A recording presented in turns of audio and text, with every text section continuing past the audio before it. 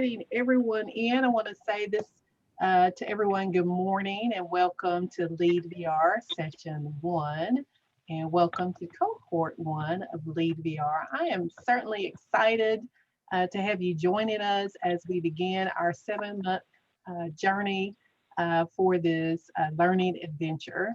This is a dream come true. We launched this in 2020 or developed this idea in 2020 and excited to see its launch.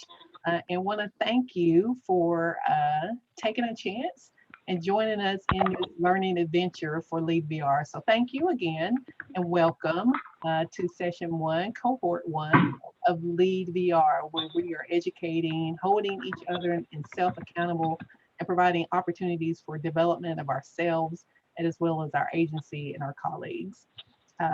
For this session, we will be undergoing leadership styles and discussing 360 assessment, and the co-faculty for this session one is Veronica Jackson. I am Robin Freeman, the Director of UA Currents, and you will also be meeting other faculty throughout this session today. LeadVR was launched or developed in 2020. Our goals are to address the many challenges that you as VR supervisors and managers face in your work that you do, whether it's interpreting agency policies or supporting and engaging with your internal and external stakeholders, or managing the significant fiscal and human resources that you have a responsibility for. Each of the sessions that you'll be going through for LeadVR is designed to address and to meet the critical issues around those issues that you are facing, whether it's organizational leadership or change, communication, management, team cohesion, current issues, policies, as well as the vision that you have for the future. We invite you and encourage you to take full advantage of this opportunity to meet colleagues from around the country and to network and to develop your networks so that you can be in the company of like-minded individuals from across the country who not only share your drive and vision for improving vocational rehab, but also support you in your efforts as you engage in this work. Just 1 second, I'm gonna get some people admitted. All right, with that in mind, I want to thank you again for joining. And I also want to take a moment to thank our advisory committee. We had a number of individuals who work with us to develop the curriculum for LeadVR, and I just want to take a moment to recognize them. They played a significant role in developing this training program and providing advice regarding the outline as well as the projects. They include CSAVR President Allison Flanagan, Dave Dukas with Connecticut, Cassandra Williams from Arkansas Blind, John Conley, who is also on our faculty and who works with CSAVR, and Daisha Johnson, who is the immediate past president of NCSAB and also with Oregon. For our session today, you'll see our agenda, what we'll be doing today, focusing mostly on not only introducing one another, but also our faculty who you'll get to meet as well. You'll get in your breakout sessions and you'll learn more about your colleagues in Cohort 1, and as well as the overview of the sessions for LeadVR, the expectations that you'll have as you participate in this training program. You'll get an overview of what the coaching sessions will look like, as well as the projects that you'll be working on as a participant in LeadVR. We do have breaks situated for you throughout this session, so you'll have an opportunity to take advantage of that as well. For this first session, we'll spend some time talking about the leadership styles. If you joined earlier, you heard some of the discussion that Veronica and I were having regarding some of our aha moments when we took our leadership style assessment. So we'll be going through that, introducing you to DISC, learning more about that, and then you'll be getting into your breakout rooms to go even further in that as you begin to develop your networks and your connections with your colleagues who are also here. Believe it or not, you do have homework. Every session you'll have homework, and that'll lead into your personal leadership development plan that you'll be working on throughout this session. as well as connecting with your coaching sessions. So we'll go into a little bit more about that later. Let's see, get this for our next slide. I want to talk a little bit about our ground rules for today. I know you're busy people. You have a lot going on, so we don't take it lightly that you've taken this time to join us today. So while you're here, we ask that you be present, limit your distractions, and be attentive to the task at hand, which is to learn, to grow, and to develop. If you're not talking, please mute your microphones and use the chat. We'll be monitoring that. When you do talk over the microphone, especially in your breakout sessions, if you can turn on your camera so that we can see you, develop a connection. We know it's harder in this virtual environment to have those connections, but we want to take the opportunity, if we can use our cameras, especially in the small group discussions, to do that. And when you're talking, of course, to identify yourself. We want you to participate. That means showing up. That means doing the work, even when you're not here.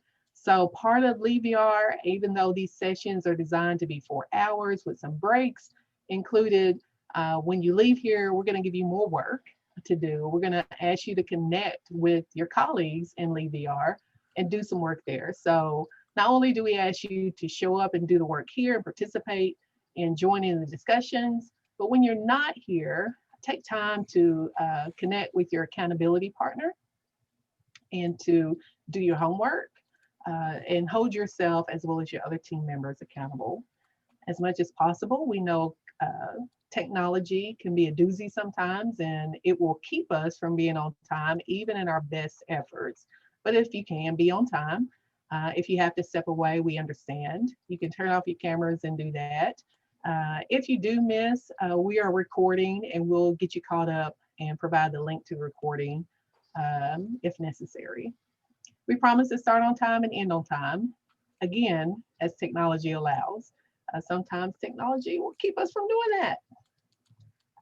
So for our first session in this meeting today, we want to spend some time getting to know one another. Who's here?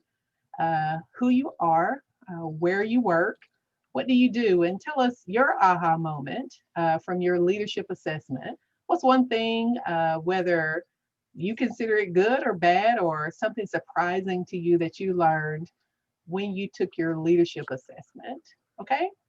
So we're gonna go in order, and we're gonna start in alphabetical order and turn it over to you and have you introduce yourself. So we'll start with Gina.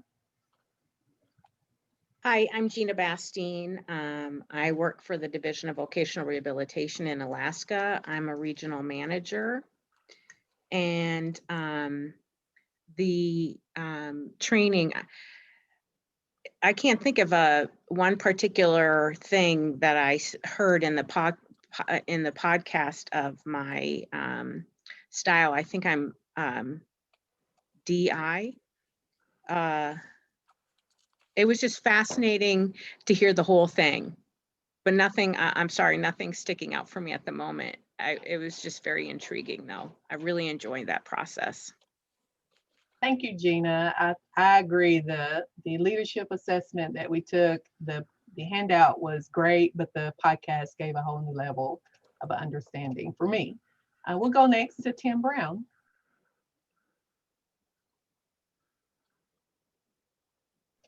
Is Tim on? I see Tim, but I don't hear him.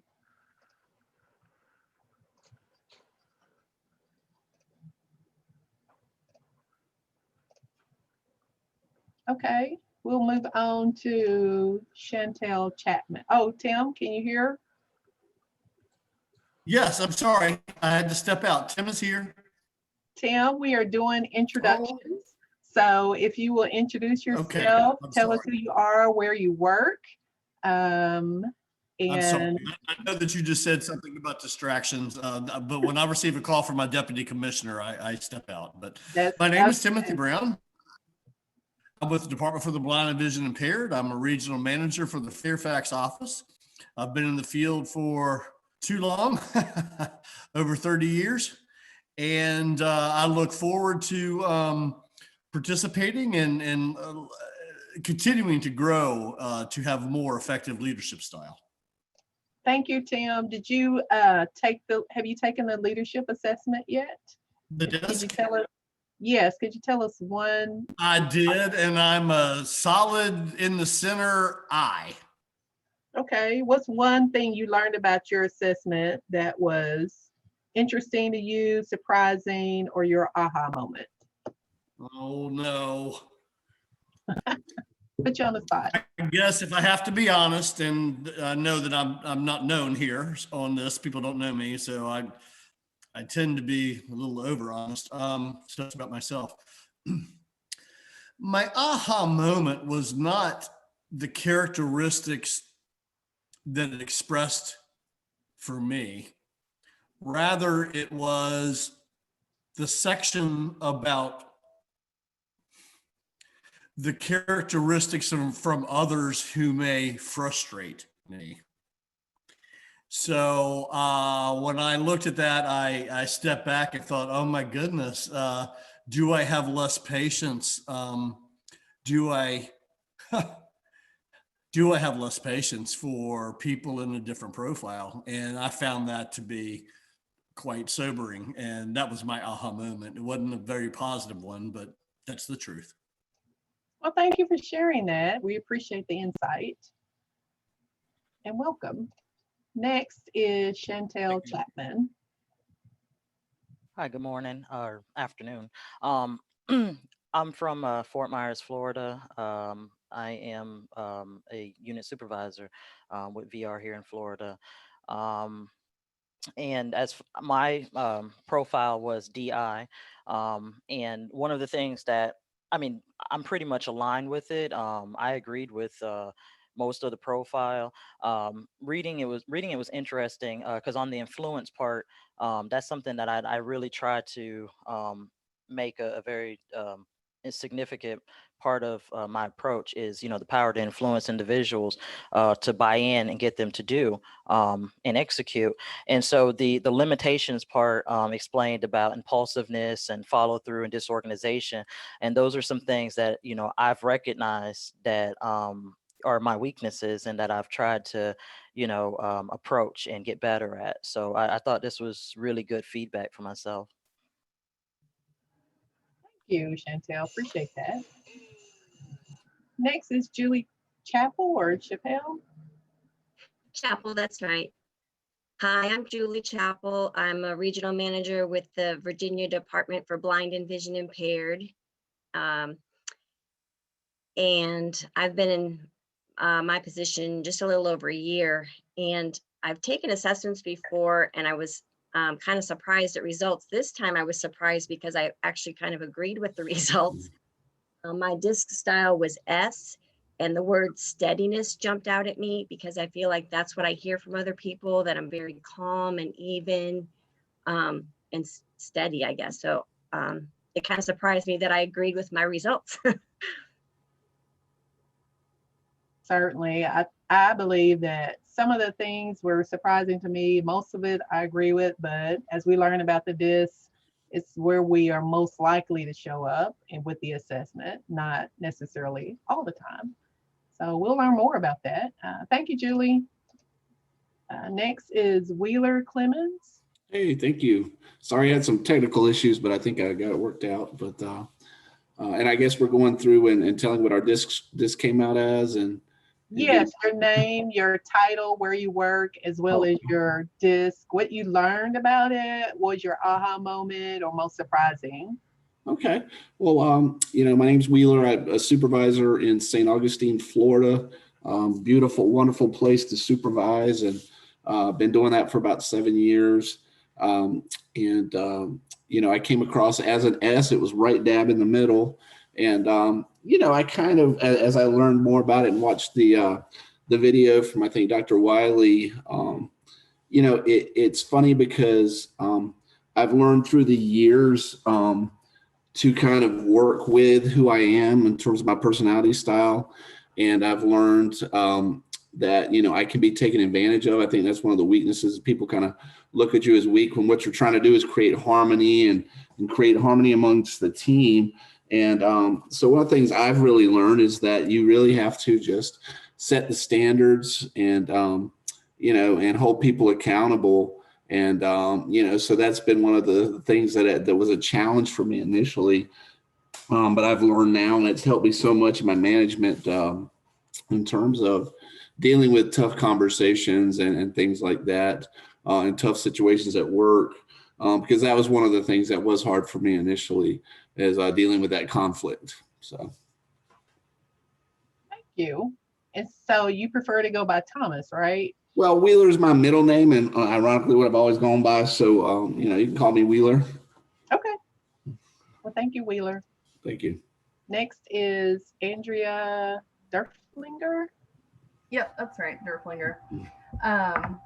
Yeah, so my name's Andrea, and I work with the Division of Services for the Blind in North Carolina. I'm the counselor in charge in our Winston-Salem office. I'm still relatively new to the position. I've only been in the role for about 7 months now. So this was really my first time doing any kind of leadership assessment.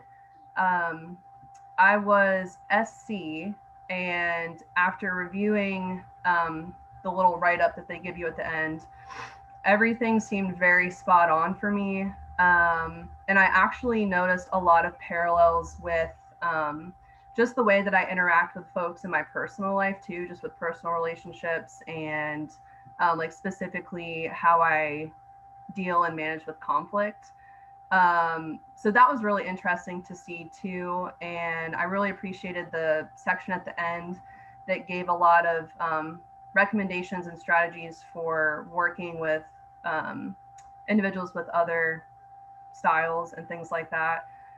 So I feel like that will be really helpful as I'm growing into the role that I'm currently in. Awesome. Thank you for sharing and welcome. Next is Monique. I think Monique came back in. Monique, can you hear me?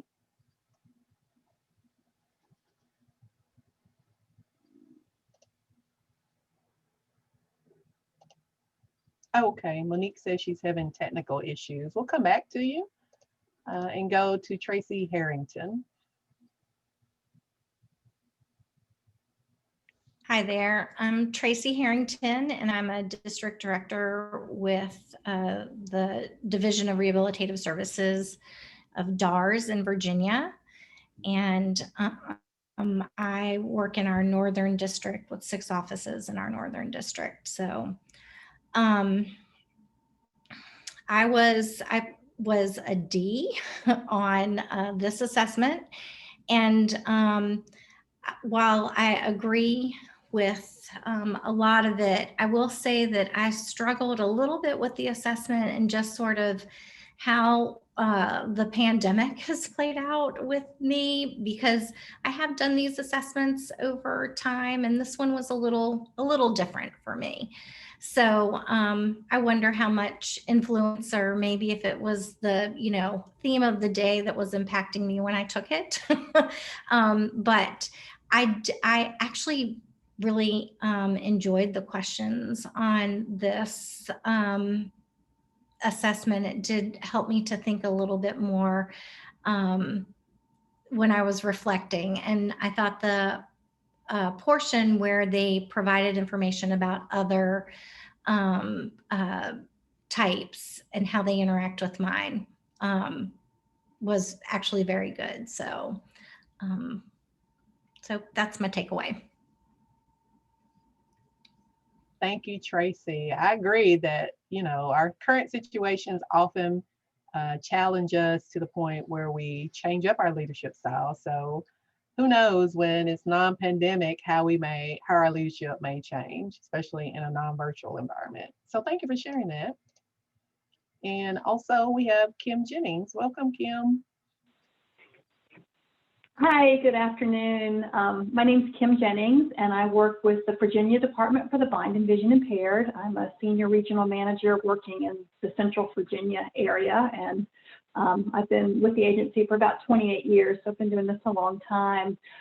With the assessment, I came out as an SI, and the description was spot on for me. And, you know, I enjoyed reading the personalized index piece kind of at the end that broke it down real simply for you about what I overuse and what I need to work on using more of. And that really speaks to me, but that's still going to take some work. Yeah, I've been who I've been for quite some time. I'm not sure how to pull from some of these other areas. So I'm anxious to work with some of the D folks, because that's really the area that I would like to become better at. So, but thank you. Thank you, Kim. Great information and welcome. You have plenty of opportunity, I imagine, in your breakouts and with your coaching sessions to get that work with the other leadership styles. Pam Kellish, I hope I'm saying your last name right. Hi, Pam. Hi, yep, that's right. Hi, my name's Pam. I am a regional manager here in Alaska, Voc Rehab. And yeah, I've been in the field for 23 years now, between both Alaska and Oregon. And on my DISC profile, I came out a solid D. I thought the dot part was really interesting. My dot was pretty much on the center of the dot. So, you know, I guess that says that I can relate well to all of the IS and Cs as well. But I thought it was just, I love stuff like this. I really like to kind of see how I fall in these types of things in terms of my leadership style. And I think it also helps me to relate to others when I'm having difficulties understanding where they're coming from. I think this will help for me to see, you know, their perspective and how they're seeing things a little bit differently. I agree. I find that's a good value for leadership styles assessments. Thank you, Pam. I think Monique is saying she can hear us. Can you, oh, wait a minute. I may have to come back. I'll move forward and then we'll come back to Monique. Jennifer, hello. Hello, I'm Jennifer Koski, and I work for Minnesota Vocational Rehab Services, our general agency. And I am in a current role of being the Director of Staff Development and Quality Assurance for our organization. And I have worked for this VR, for the VR program for about 26, 27 years, many of them as a counselor, so thinking of that. The leadership assessment, one of the things that I'm reflecting on is we're doing some leadership work within our leadership team in our agency, and we took a different assessment. And I was just interested in kind of the similarities that I saw between the two assessments as far as how my results turned out. And then of course there were some differences as well. So it was kind of interesting to be kind of comparing what I'm seeing in different assessments as I'm looking at my leadership style. Thank you, Jennifer. And how did you rate on the DISC? SI. Okay, thank you. Next up is Megan Lamb. Hi, everybody. So I'm Megan Lamb, and I am the field administrator for the Division of Services for the Blind in Arkansas. And I rated as a very strong C towards the CD side. And I think what was interesting to me is I took DISC about 3 years ago, and I was still a very strong C, but more S. And so I think maybe the change in leadership role versus being newer to my role may have made a difference in that desire to kind of control with the D, but I've always felt I definitely really fit the C profile. I like to analyze everything, and my staff who are here can probably confirm that I like to know the rules and make sure everybody knows them and can follow them in that format. So Thank you. Appreciate that, Megan. I'm going to go back and see if Monique, can you hear me, Monique? Yes. Can you hear me? Yes, I think you may have to mute your phone because there's some feedback there. Okay. I don't have your my computer phone on. Your computer audio seems to be working fine. Okay. I'm not sure what to do. Hold on one second, because I had dialed in. I muted your computer one, so we can hear you through your phone. You want to go ahead and introduce yourself and... Hi, I'm Monique Gustafson. I'm an area supervisor, and I'm located in Tallahassee, Florida, for vocational rehabilitation. I am an ID, and I don't know if that's linked to tech problems, but it seems to be my issue today. The thing that kind of surprised me were some of the things that were not normally attributed to the IDs. There's like that section that says, these are things that are not common to IDs, which I thought was interesting. Some of those things were a little bit like, okay. So it was interesting. And then also just seeing how everybody just kind of flows together, and some of the ways I could fortify my personality so that I could be a better leader was very, very interesting. Thank you. That's great information, great insight. I don't know that is attributed, technology issues are attributed to ID. I think that's something we all are challenged with. You're not alone. Doreen Levitt, welcome. Good morning, everyone. Hi, my name is Doreen Levitt, and I am from Barrow, Alaska, and I work for the Inupiat community of the Arctic Slope. I'm the Voc Rehab Director, and we serve Alaska Natives, American Indians who live in our region. So when I did the leadership style, nothing surprised me, really. I'm a D, leaning a little bit towards the DC side of things.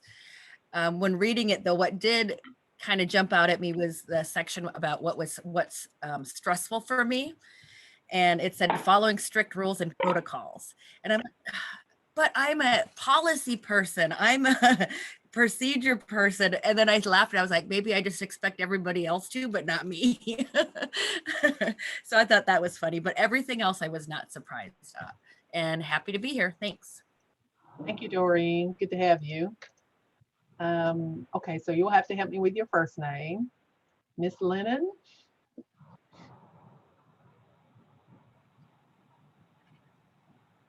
Sorry, I had to unmute. Lalea. Lalea, welcome.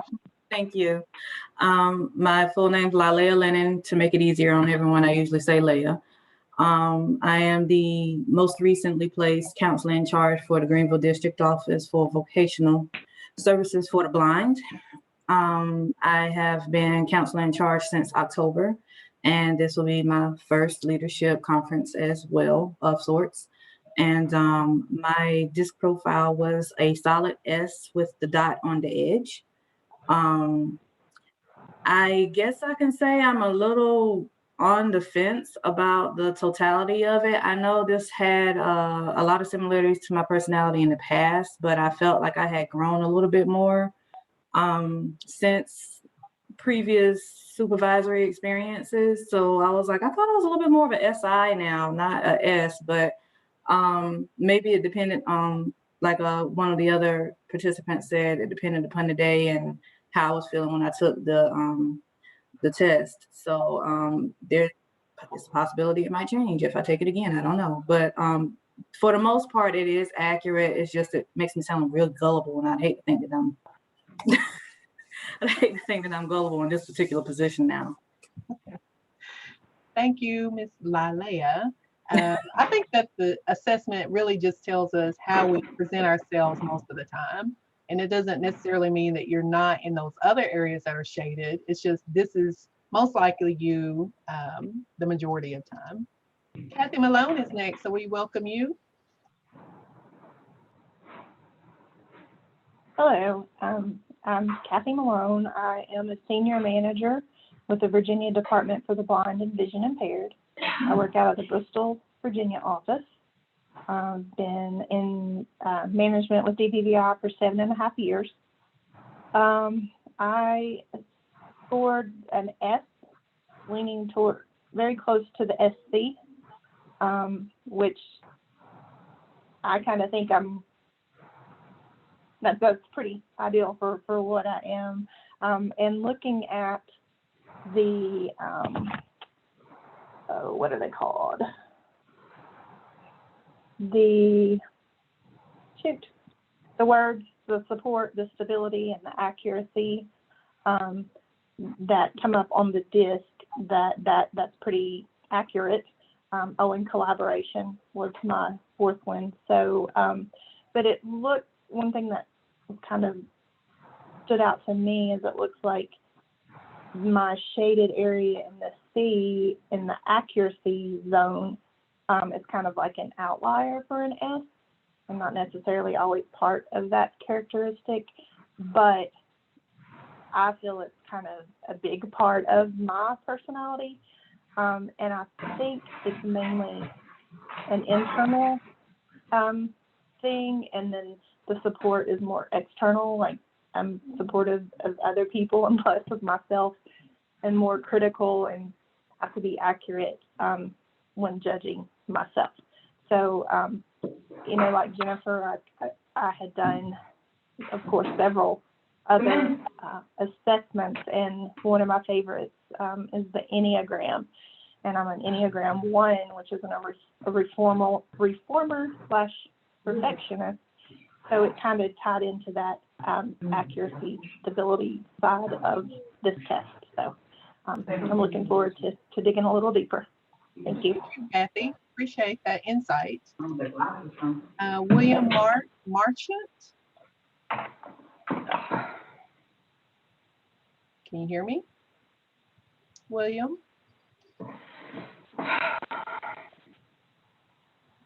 Is William on? I don't see him logged in.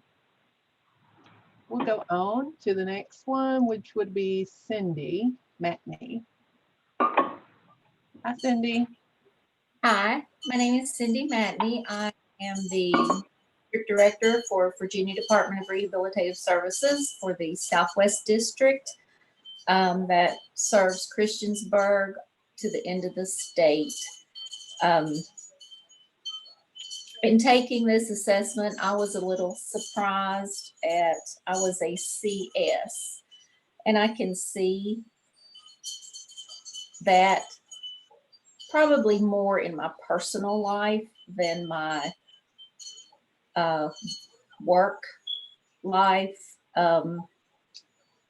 And I agree with parts of it, but there are other parts that I just did not agree with at all as far as my leadership style. So confession here, I went in to try to take it again to see if anything different would show, just because I didn't agree with a lot of, especially in the podcast, I didn't agree with a lot of what he said as far as for me personally.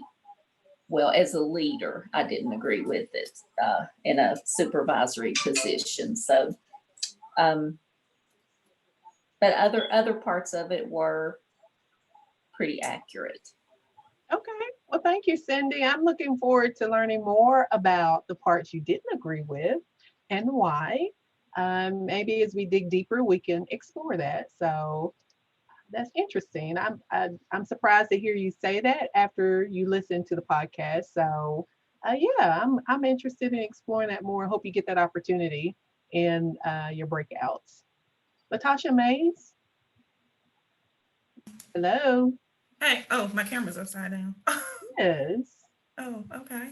Hey, hi everyone. I don't know why my camera's upside down, but my name is Latasha Mays. I'm with the Division of Services for the Blind in Arkansas. I'm the pre-employment transition manager, and I'm a true style S. I agree with it wholeheartedly. When I was listening to the podcast and reading through the assessment, it really didn't surprise me because I think that it's truly me. But I just kept saying, oh, that's me. You know, I kept saying, oh my goodness, that's really me, you know. So it wasn't really shocking because to me, it was me, you know, who I am, my personality type. I try to meet people where they are and work with people. And that's it.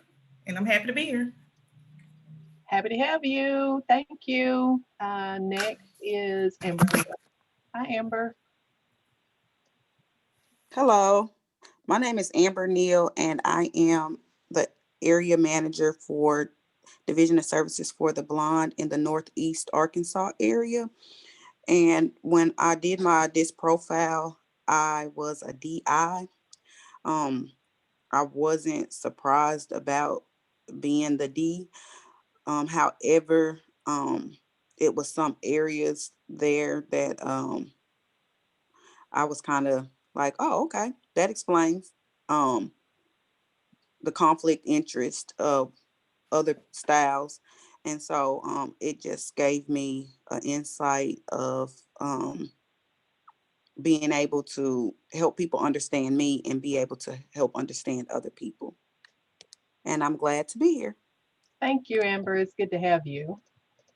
Nancy Quisenberry. Hope I said your last name right. Apologies if I didn't.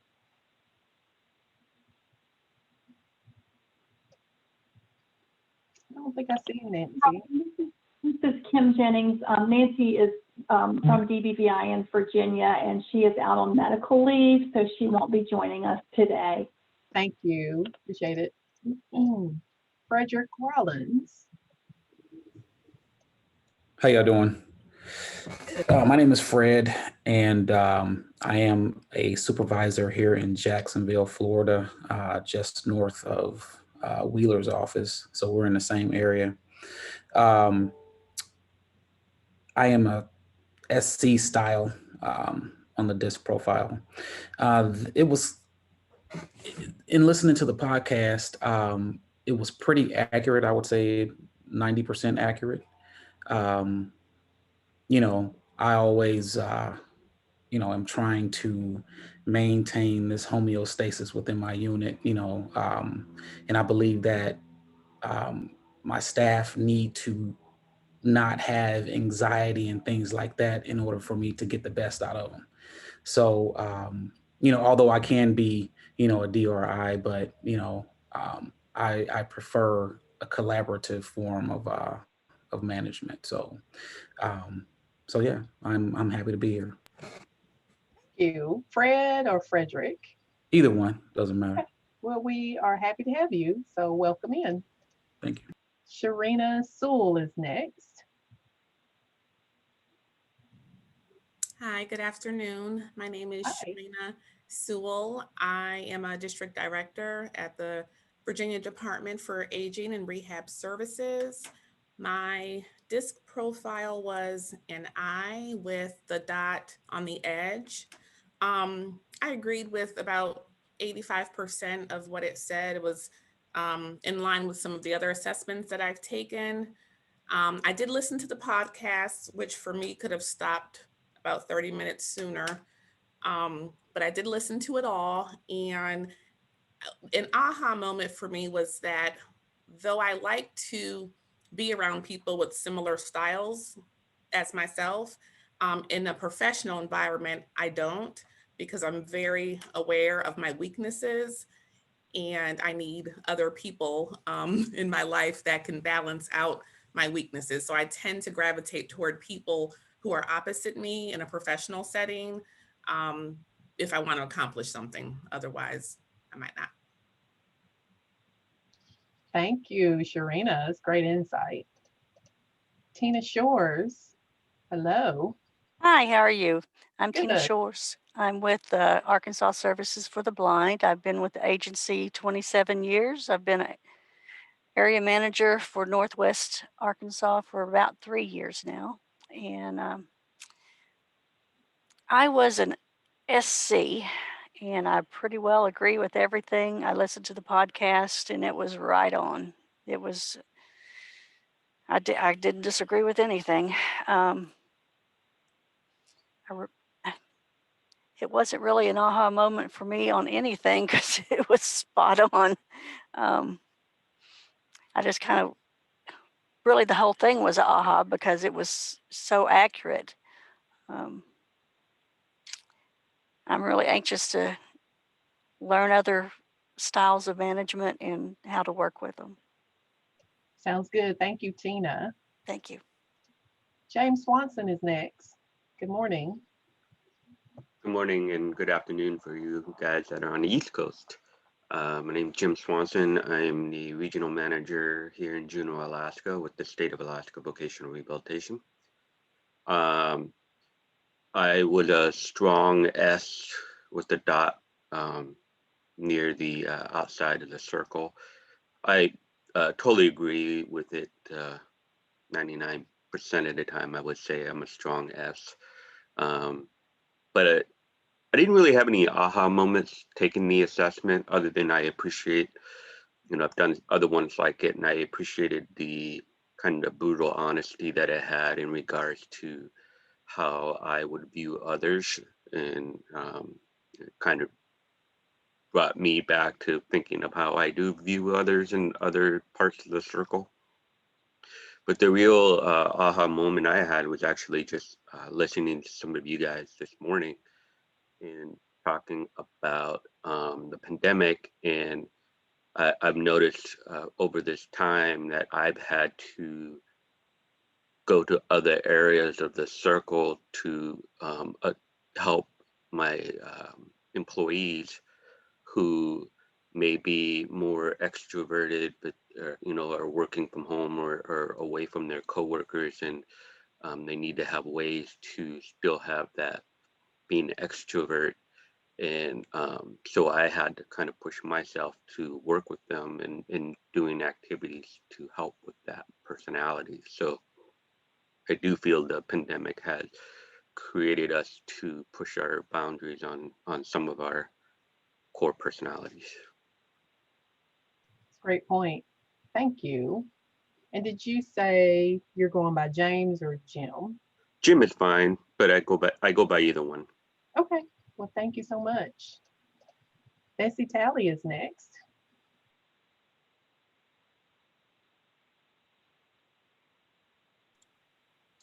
Hello. Hello. I'm Bessie Talley. Many of the ones that are from Arkansas know me as Lou, so it doesn't matter either one. I've come to realize that Bessie is my name, so I'll answer to that too. But I've taken this assessment before. Oh, and I've been with, I'm with Division of Services for the Blind here in Arkansas. I'm in the southwest part, southwest part of the state. I've been with them for 29 years, almost 30. I am the area manager. I've taken this assessment before, and the aha about it is that I did not, I was on the opposite end of it when I took it before. Very much so. So I was really surprised because I ended up being a SC and the dot was in the middle. So I've been around so long as I'm game for it, whatever. But that's it. Thank you, Lou or Miss Bessie. I think it's true. We change over time, different circumstances, and certainly this last few years or this last year has shown us that. Henrietta Tennell is next. Henrietta.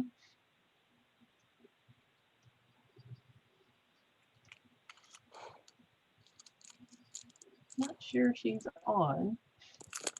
So we will go onward to Jamie Towns. Hi, everybody. I'm with Delaware Division for the Visually Impaired. I'm fairly new to the VR world. I have a little over a year in, and I manage the VR and BEP programs for the state. The disc assessment, I was a ID on the outside edge, and for my opportunity for improvement, is listening, and that's something that I've been working on, personally as well. I think, I often listen to respond as opposed to listen to comprehend, and I was raised with the aspect of, you have 2 ears for a reason and only 1 mouth, but I still don't listen as well as I could, so that's something that I definitely want to start working on. Thank you, JB. Appreciate that insight. Welcome. Elizabeth or Liz Tustin is next. Good morning. I am Beth Tustin, and I work for the Alaska Division of Vocational Rehabilitation as a regional manager. And I was an SC on the assessment.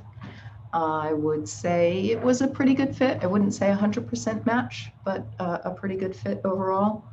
And I think the part I enjoyed about the assessment the most was looking at the most effective ways to work with other styles. Thank you so much. Appreciate you being here. And it's going to be Beth, right? Yes. Okay, thank you. And one more, I think we have Jerry Werner. Hi, Jerry. Hi, good morning and good afternoon. I'm Jerry Warner, and I am with Minnesota VR General. I'm a regional director, and I scored an IS.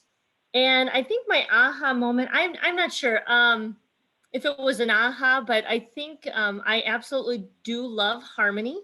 And yet at the same time, if there is conflict, my score says that I like to avoid conflict, where I think that probably described me earlier on in my managerial style. And with experience, I've learned that by maybe avoiding it or taking the least resistant path just makes the path even longer. And so over the years, I've learned to maybe dig in more and quicker into conflict and go head on with that in an assertive way rather than aggressive, because of course harmony is what I love. So that would be one of the aha moments. So thank you.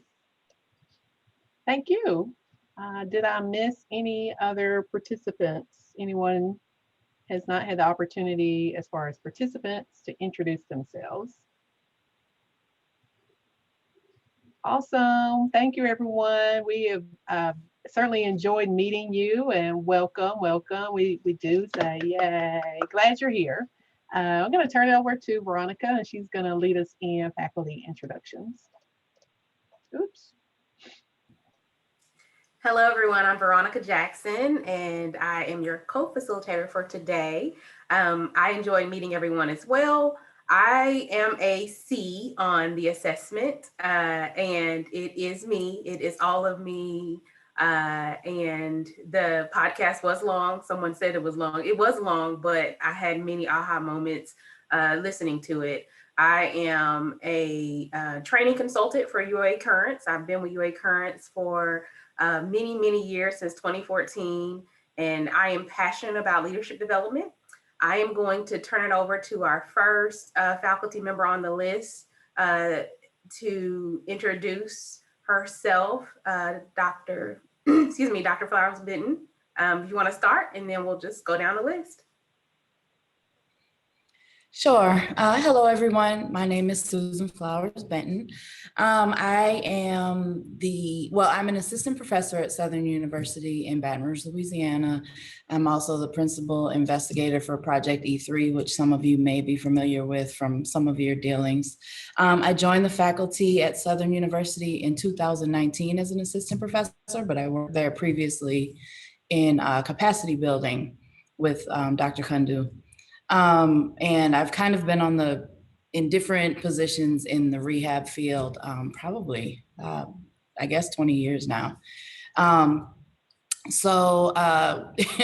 taking my assessment, I am a DC, which in reading the description of it, I was like, it's kind of a, I think I told Robin, I was like, it's kind of a jerk leadership style, but that's the way it came across in reading it. But listening to the podcast, they were, deep down, that is definitely my leadership style. I was, completely read by the man in the podcast.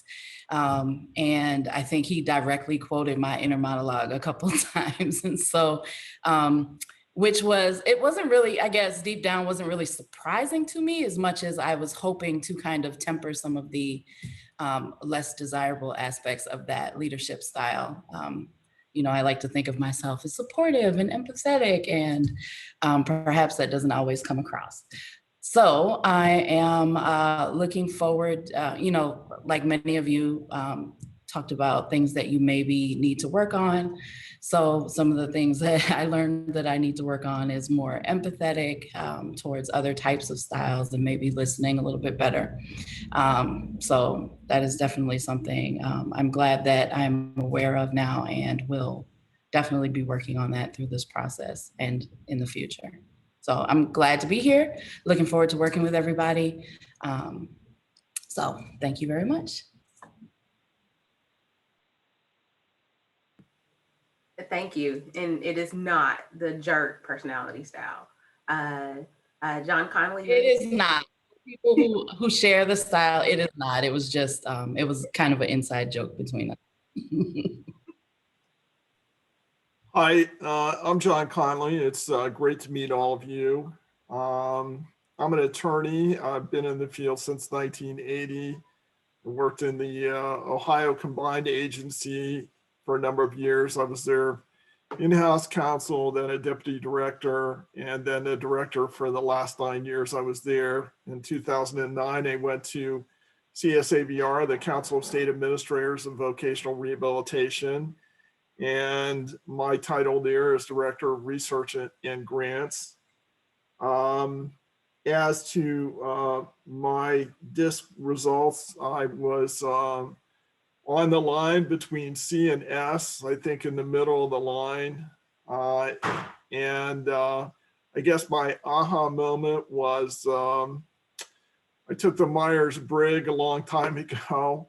And the differences in the results from that and this. So obviously our styles do change over time. I think partly depending upon the situations we're in. So it's interesting to see the journey, and I'm interested to work with all of you and learn more about you. So thank you.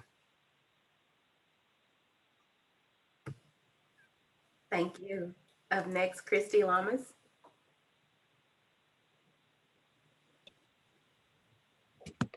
Now, hello, everyone. I was getting ready to say good morning, but we only have a few more minutes left of that in the Central Time Zone. I'm very excited to be here and proud to be a part of LeadVR. When I was taking this test, it made me remember the first time that I took it, which was about 10 years ago. And I was a high D at that time, 10 years ago. And when I took it now, I said, okay, maybe I've retained some of my D tendencies and I'm trying to be a different person. So I'm an S now, an S with a little bit of I, but I've retained some of my D characteristics, and they let me know in my summary that, I'm still strong-willed and I'm still pretty direct, which aren't typical S features, but I'm a lot of these other S characteristics, and I'm happy for that, because I think leaders need to be even-tempered. You need to be patient. You need to be able to hear everyone out before you get direct with them and strong-willed and impose your force on them. You got to have a good balance. So know who you are, embrace it. But if you feel the need to change something, you've got all the power. You can do that too. I'm so glad you're here. I'm getting very excited to get to know each of you.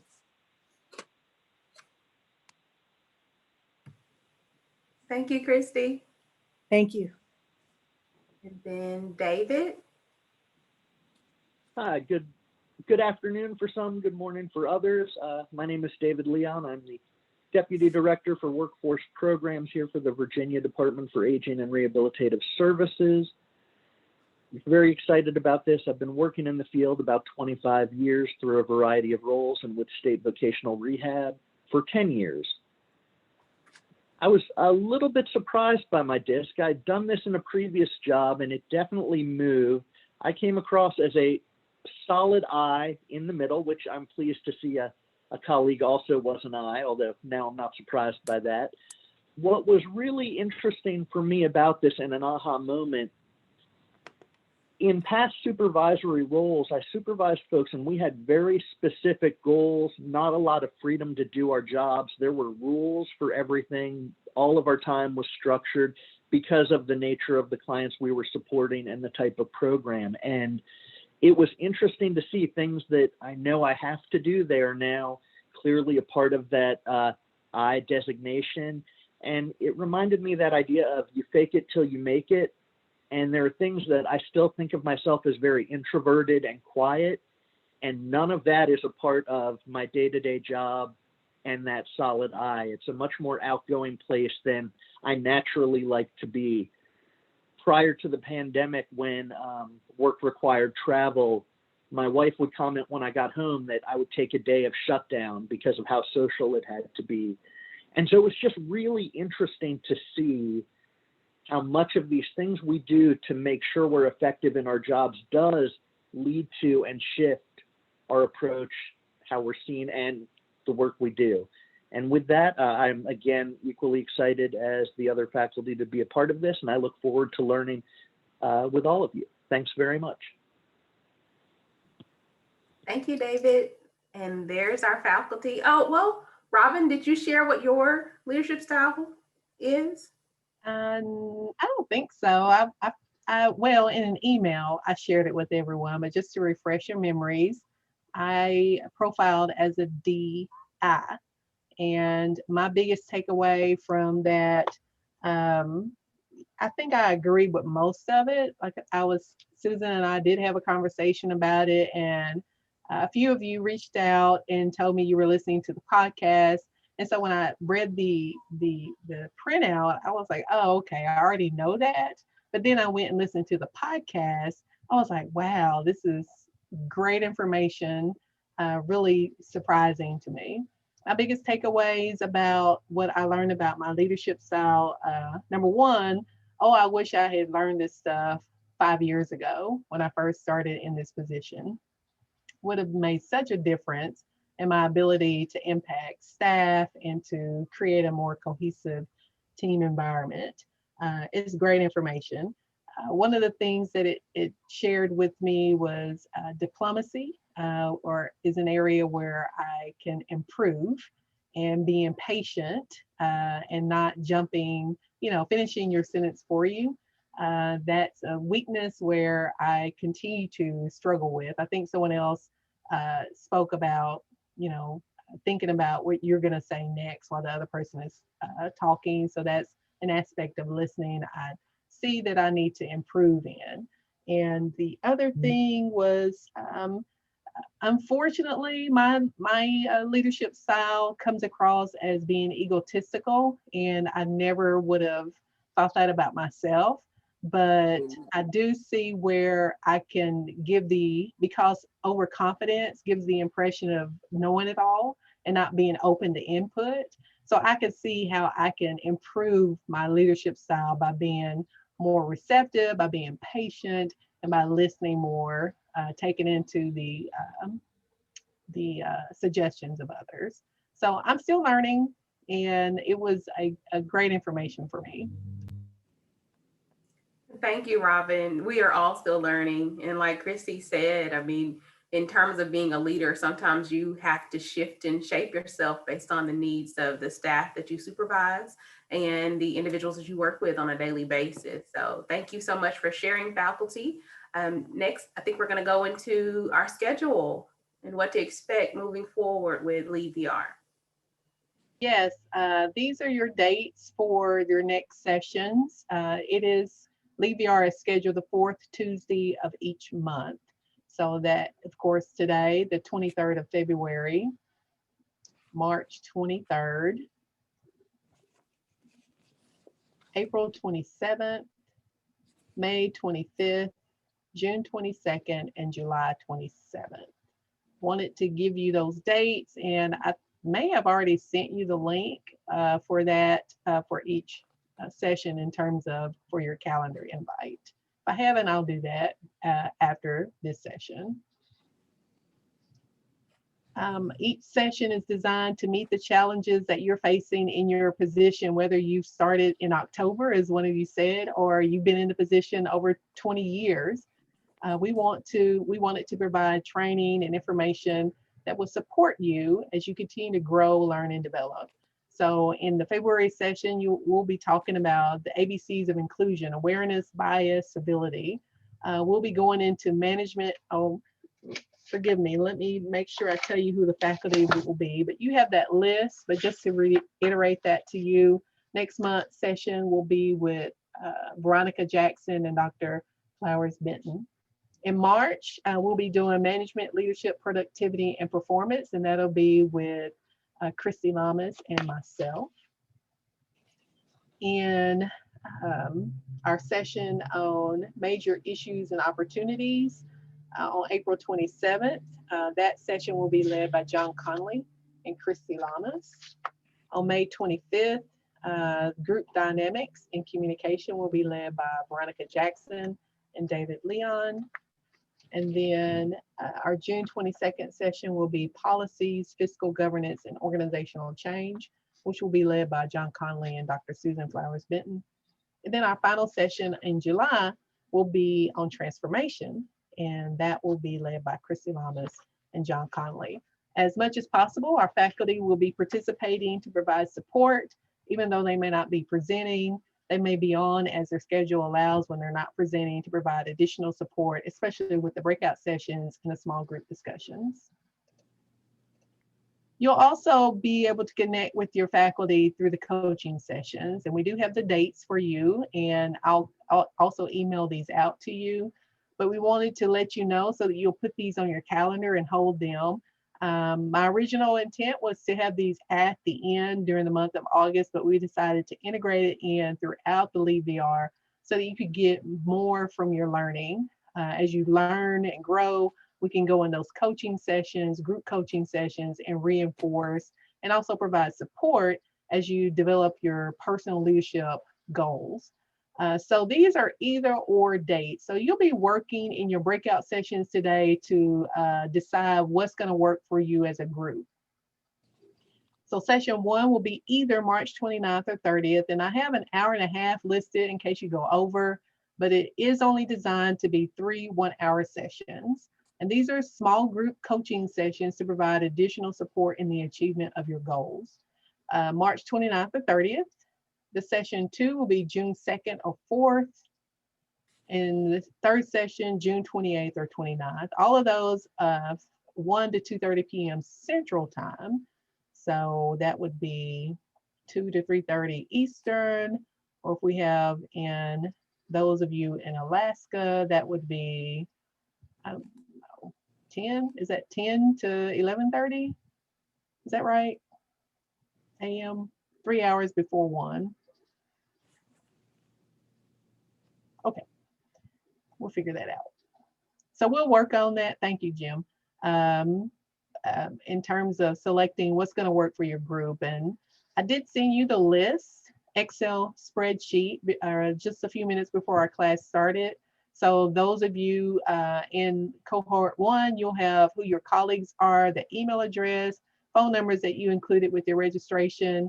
And it also shows on the separate pages in that Excel sheet who you've been assigned to in terms of your faculty, who'll be leading your group coaching. And it also lists who your accountability partner is. We'll talk about that. There are 7 sessions. They are designed to meet the 4th Tuesday of each month. And I don't want to come down hard on you, as my leadership style will suggest I will do.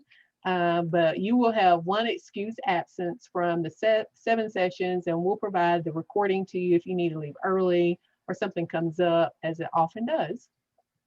3 group coaching sessions. And so we want to make sure you get the most out of that. So if you need to miss, there'll be 1 excused absence for that.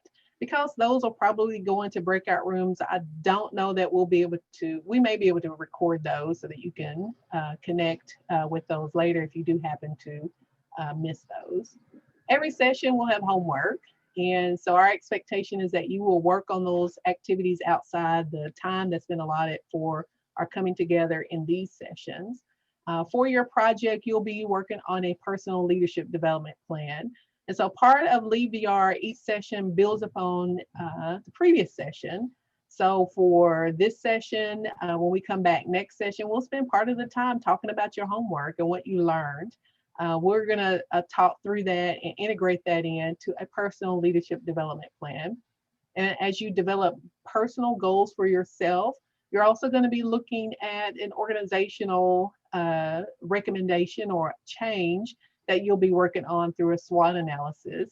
And part of that will include your challenge will be to do a presentation at the conclusion of LeadVR. And while we don't have a date scheduled for that, we would ask that you invite members of your accountability partners or member from your small group to join, your faculty, to watch that presentation as you provide that recommendation to your organization.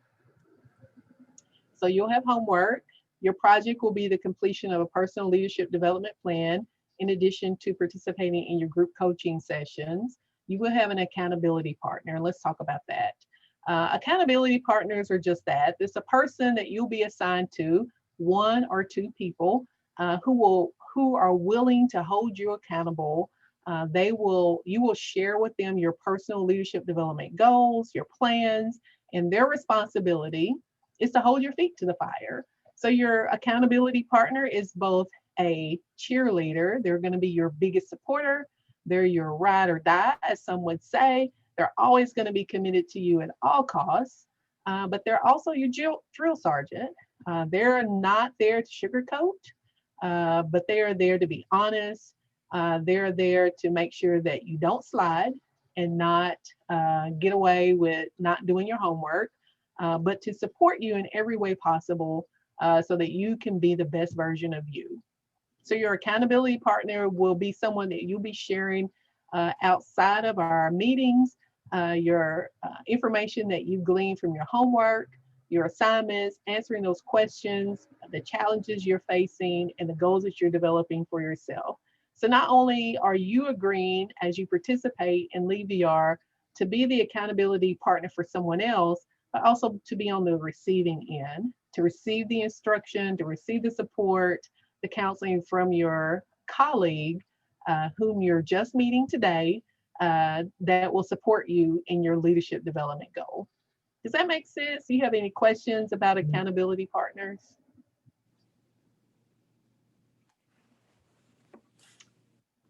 Any concerns about that? We believe as your adult learners that this training is designed to reinforce your role as an adult learner, that you self-directed learning is one of the best ways that we can learn the concepts that we are presenting throughout this training. So as we learn those concepts, they're reinforced with the homework, during the small group discussions, and also in your interaction with your colleagues. So you're going to start today meeting someone for the first time, but after you leave here, our expectation or hope is that you'll have this lifelong network of colleagues who will be able to support you as you go forward in VR. Let's see, we are ahead of time, right? Do we have any comments or questions? Do you all want a break right now? Yes. So let's take a few minutes. We'll take a break and let's come back. And since we're ahead of schedule, we'll come back at 12:20 Central Time, 1:20 Eastern Time. Is it 9:20 in Alaska? Is that right? So we'll take a 10-minute break and we'll come back in 10 minutes. Thank you.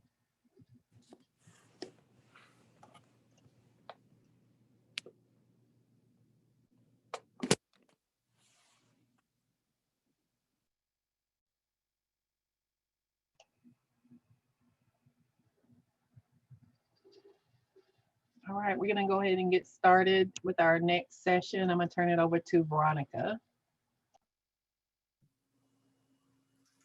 Thank you, Robin. Welcome back, everyone. That was a good break for me. I don't know about you, but it was great for me. So a true leader has confidence to stand alone, the courage to make tough decisions, and the compassion to listen to the needs of others. You have all expressed your true desire to be a great leader, and that's the importance of what we're doing here at LeadVR. We want to strengthen the leadership skills that you already have and show you some different ways of looking at how you lead and ways in which you can grow as a leader. So what is your leadership style and what does it mean, or why does it matter? We have already talked through the different leadership styles in the room, in our virtual room. And although some of us have the same leadership style, we know that they show up differently. And here's why. Our leadership style is really shaped by our life circumstances, where we are in the moment in which we answer the questions, and how we're truly feeling. So our objectives for today are to investigate a variety of leadership types and the theories and discuss similarities and differences, to identify your own personal leadership characteristics and attributes, to develop and express a commitment to engage in specific leadership goals or challenges, and to identify how using assessments and feedback can improve leadership competencies and skills. So we've already started working on that goal, but as we continue to work today, we're just going to emphasize some of the information we've already shared and get to know each other on a deeper level.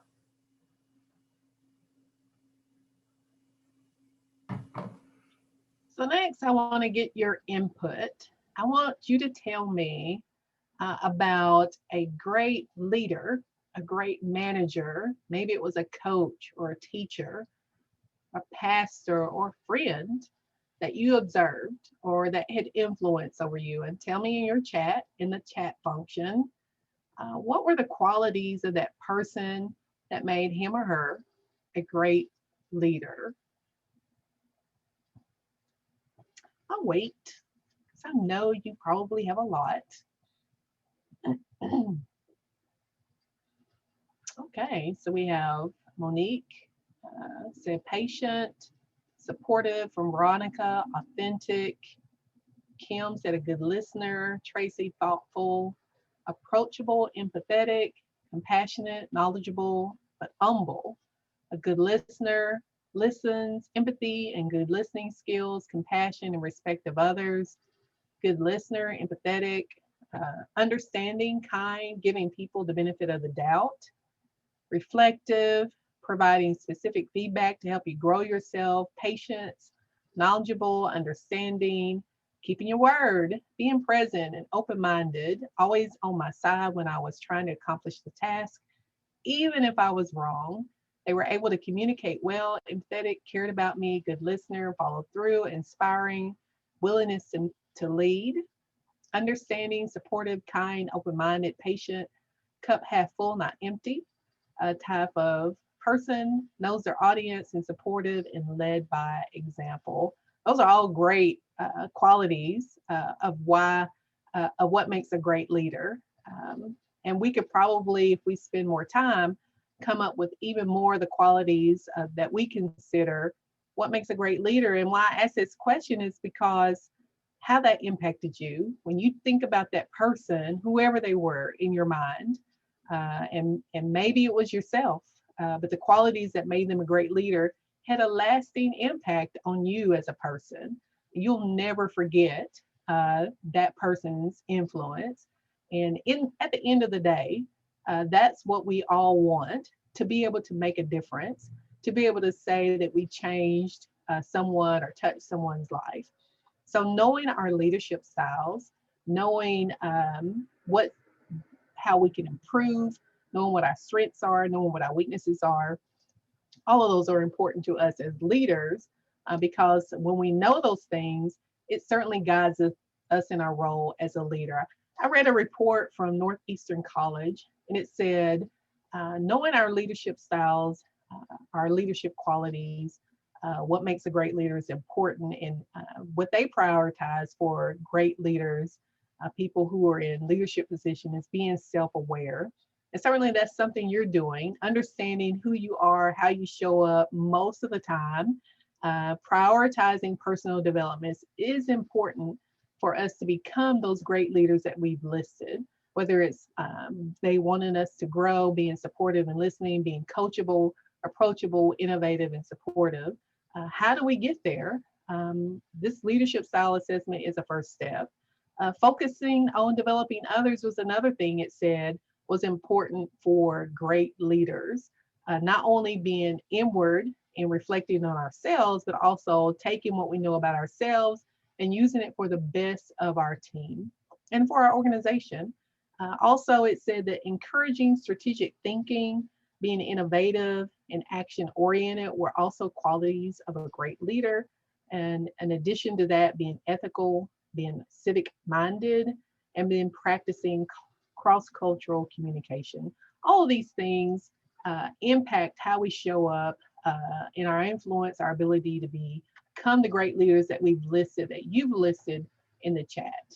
And it certainly is important in understanding when we become aware of our leadership style, it helps us to improve our communication, because we know communication is one of the most critical tools that we have for impacting our teams and our colleagues, our families, our friends. And not only is it important because it helps us to communicate our approach and our style to others, but it helps us to be reflective and work on how to improve our communication. It helps us when we learn our leadership styles. It also helps us to be able to motivate and inspire employees. All of us want to be in a workplace where we know that the people that we work for, who our leaders are, want the best for us, that they are investing in us, as someone has already said, that they want us to grow, be supportive. So they're invested in us. So how do we draw out that best of out of our employees, make them feel they're part of the team and that they're valued? Understanding what motivates us, understanding how we come across to others, and understanding how we can do better in developing others is part of our takeaways when we take that leadership style assessment. And then being able to respond to challenges. I worked in public television for 7 years, and the HR manager there, whenever he became overwhelmed, would kick chairs and throw stuff around in the office. I've never forgotten that. When things got really bad, he had a temper tantrum. 50-year-old man, 50-plus-year-old man in his office, tearing up the office like the Tasmanian devil. So that has an impact on us. Challenges arise all the time in our work environment. If we don't believe it, just look at 2020. How many challenges did we face being able to pivot on a dime and provide all our services in a virtual environment? Challenges is what we face on a daily basis. It's par for the course. So how we handle those challenges, how we respond, has an impact on our ability to be successful in the workplace, as well as our impact to motivate and inspire and to bring others along on the journey. So it's important to understand our leadership style so that we can know how we handle challenges, how we handle conflict, as someone mentioned earlier, and what we need to do to modify so that we can improve our approach. So our leadership style really guides us in our role as a leader. So having a better understanding helps us to be a better communicator in all these areas. Going back to Veronica, talk about the DISC assessment. Thank you, Robin. And the DISC assessment, as Robin said, had the two of us sat down and gone through this assessment 4 years ago, 5 years ago. When we first started working together, we could have avoided a lot of uncomfortable conversations. Robin is a D and I am a C. As a C, I'm very analytical. I want all the answers. I want all the information. I want all the assurance that the way in which we're doing what we say we're going to do is going to work before I move. For Robin, who is a D, it doesn't work that way. Yeah, DI. Yeah, I'm not so involved with all the details. Yes, Robin wants to move. Robin wants to make the decisions while we're moving. Robin wants to be moving all the time. Show me the results. I want some action. Get it done. And I'm a slow down, let's think it through kind of person. And so oftentimes we would butt heads because we didn't know that about one another. I saw her needing to move as her being rude to me. She saw my lack of movement as me being lazy. And those two things are not working well together. Am I right? I didn't see you as being lazy, but I did have to adjust to provide the level of information that you needed. That, you know, that did slow me down. So it was necessary. I come to realize that you needed more detail. And in the end, that helped me to be more prepared for things, you know, because I don't mind doing things on the fly. I'm like, that's okay. You want me to do it 5 minutes notice? Okay, let's do it. But this helped me to slow down and get more detail oriented. And in the same way, Robin helped me to be more flexible. A prime example is today in our presentation. Originally, our presentation did not have names on it. And I really wanted the names and who was going to introduce themselves first and the flow of who was going to say what first. But I was trying to take a step back and be flexible. But as soon as I saw the presentation and saw everybody's name listed out, I celebrated because that's really how I work and that's really how I operate.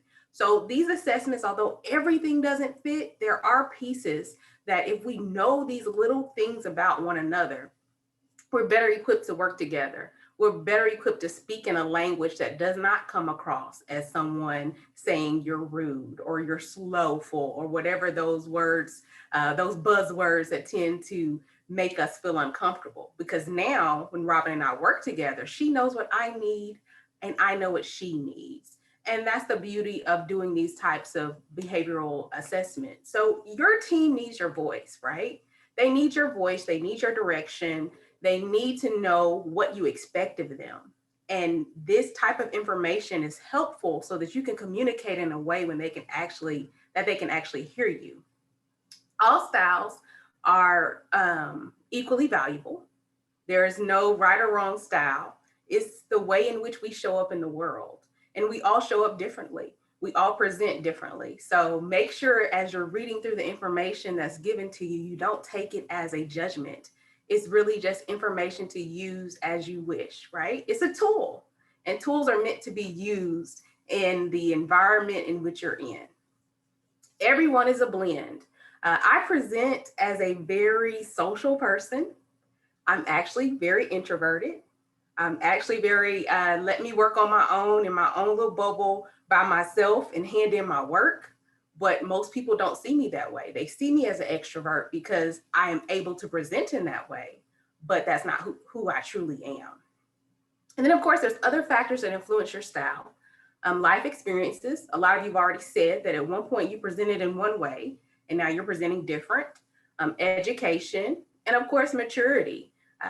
If I used to act out in the past in front of people, I can shift based on an environment, knowing that that behavior is not okay. Understanding yourself better is the first step. So self-awareness is important, right? Self-awareness is how we see ourselves. Well, we can always regulate and shift as needed based on different situations and circumstances.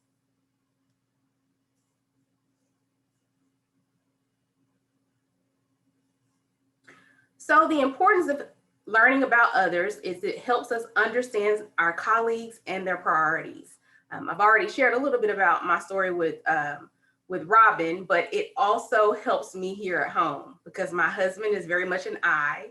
And when we have moments where we're trying to have difficult conversations, I want to share all the information and the whole story Whereas he's just like, what's the facts? Can we talk about today? Can we talk about what happened today and not what happened 2 or 3 weeks ago? So understanding the priorities of each other helps us to have those difficult conversations in a way in which we can both slow down and really just get to the meat of the issue without someone feeling unseen or unheard. It also helps us to understand and appreciate each other's differences.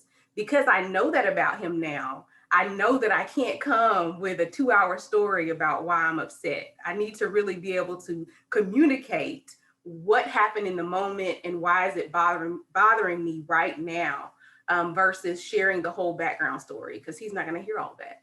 In the same way, it works for me and Robin. So she knows I need the details. And I know that when she comes to me, she's ready to go now. So in that way, when she comes with the details and I know she's ready to go, it makes us a more productive team versus her feeling that she has to wait on me to get ready to do the work. I know she's going to be ready when she comes to me. So I come to her prepared to move forward. Exploring the DISC also improves the quality of your workplace. Like I said, 4 years ago, had we had this information, we would have been a more productive team. It took us a minute to get there, but now that we're on this side of it, when we get together to do a project, it doesn't take a long time for us to build it. We can sit at the table, have a brief conversation, and we're both ready to go. And then it builds a more effective relationship. Same, our relationship has shifted. We are different in how we work and when we work because of the information that we have learned about one another.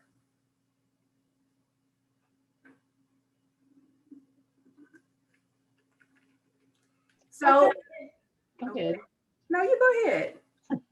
Sorry. I'm sorry. That's okay. I'm dead. We're going to go into breakout rooms right now. So I have assigned you to your faculty, except for those of you who are assigned to John Conley because he had to get off for a meeting with CSAVR. So you'll be in the room with me. So I'm going to open up rooms, and everyone, are you all familiar with how breakout rooms work and what you expect to see in terms of an invite? Robin Freeman or someone is inviting you to a certain room, you want to accept that and you'll go into your breakout room. Okay, I hope I've done this right.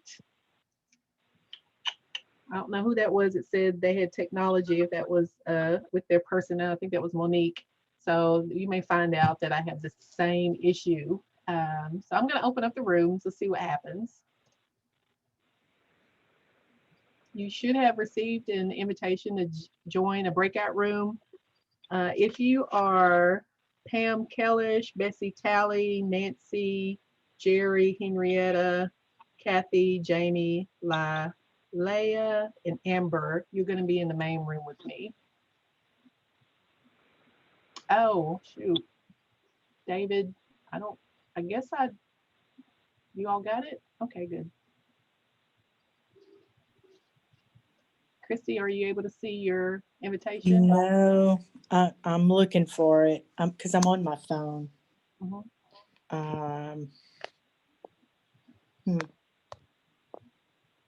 I do not see the invite. Let me see if I can switch to I had two things going on at the same time, Robin. No problem. Okay, so let me see. You should receive the invite via Zoom. I'm looking to see who's unassigned. So I think Monique, is that you that's on the phone?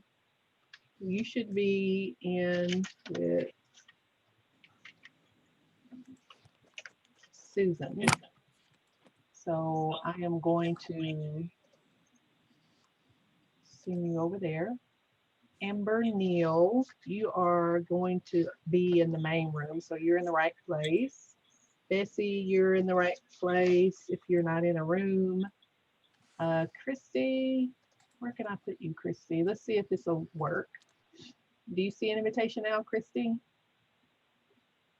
Oh, she's gone. Jamie Towns, you're in the main room with me. Jerry Werner is also in the main room with me. Kathy Malone, if you're here, you're in the right place. Lalea, you're in the right place. Pam Kellish, you're in the right place. And I'm just logged in twice on my cell phone. So is everybody good? Questions? Can you all hear me? So you're going to unmute because we're going to do an activity. And if you can turn your cameras on, that would be great. If you can't, no problem. Hello, everyone. So good to have you. So for our team building, some of you are in a breakout. You're in a room with John Conley. And like I said, they have a big grant NCRE is doing. I think that's right. And they were offering a grant writing class today in preparation for the agencies that are going to be applying for that grant. So he had to facilitate that. But he'll be back in about an hour or so. So in the meantime, we want to spend some time getting to know one another. And before we get started, so at the end, we'll talk about the coaching sessions and agree as far as you, those of you who are in my group, Kathy, Jamie, Lalea, and Amber will set some dates. And hopefully by then, John will be here and he can set dates with the rest of you for your coaching sessions, if that makes sense. Kind of close that window. So for our team building, we have 2 activities, if we can get it all in. The first one was we're supposed to find the connections that link us together. So we're all different types of personalities. SC, ID, S, DI, D, another SC, IS, we're all over the spectrum, right? So it's going to be the same way in your workplace. You're going to present most of the time, 85% of the time, as an SC or an ID or a DI or an S or however. But what about your colleagues? They're going to come to you and they're going to present a certain way too. So the key for you, and you can, in your assessment, it told you how to kind of read people and determine where they are on the DISC assessment. But the key for you is to find the commonalities, the things that link us together. So as great leaders, we know that we need to be able to connect across the spectrum. Connections are great. They're the basis of our relationships. They're the basis of how we get along and build inclusive work environments. So we're going to share commonalities. We're going to work as a team to figure out 4 things that we have in common, not outward things like Pam and I both have on glasses. Pam, Jerry, Lou, and I, and Lalea, we all wear glasses. So we don't want to look on external things, but things that we can't see, things that would impact how we show up as leaders and that would impact our work environment. So let's look at least 4 things, maybe more, are commonalities, things that we share in common that help us to build better bridges, better communication. So who wants to be our person who's going to report back? Because I've done a lot of talking today. Any volunteers? I think Lou wants to do it. Okay, Lou, great. Thank you, Lou. I really don't, but I will. I don't know why Jamie is picking up. But I'm going to go with it. I will. I'll do it. Okay, so commonality. She's going to write it down and keep track. And so I have a pen in my hand already, so okay. There you were already prepared. I am. That's the kind of girl I am. I could tell that. That's why. 4 things the group has in common.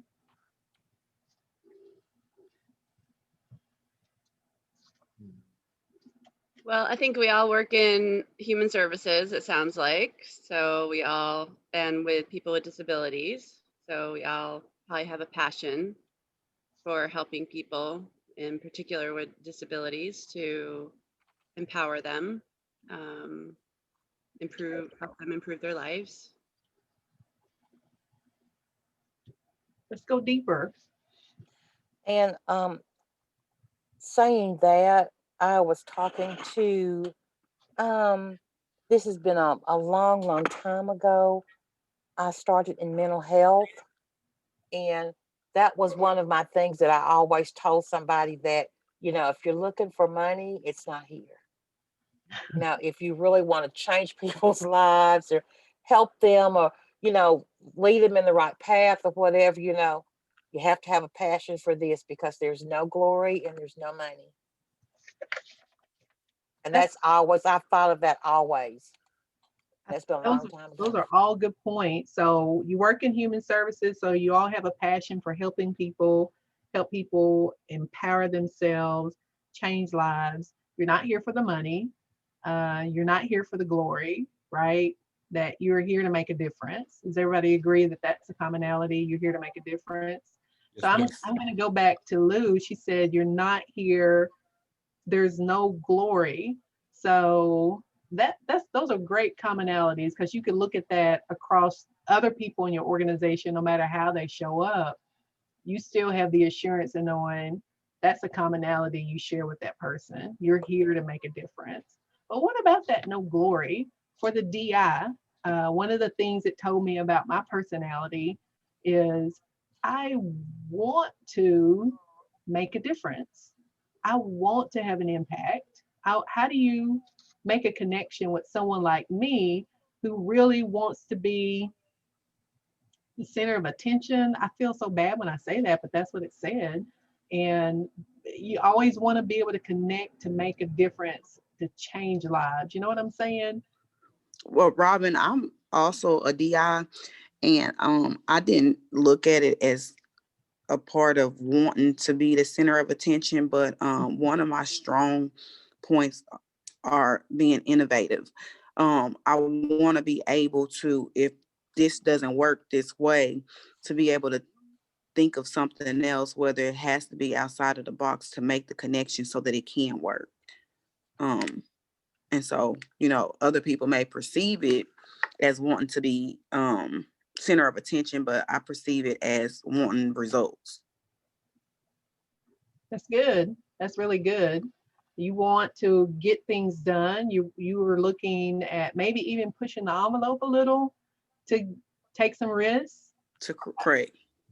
So how do you see a commonality? Does everyone here see a commonality with that? Because a S or a C may not have that perspective. Is that something you also think is a commonality?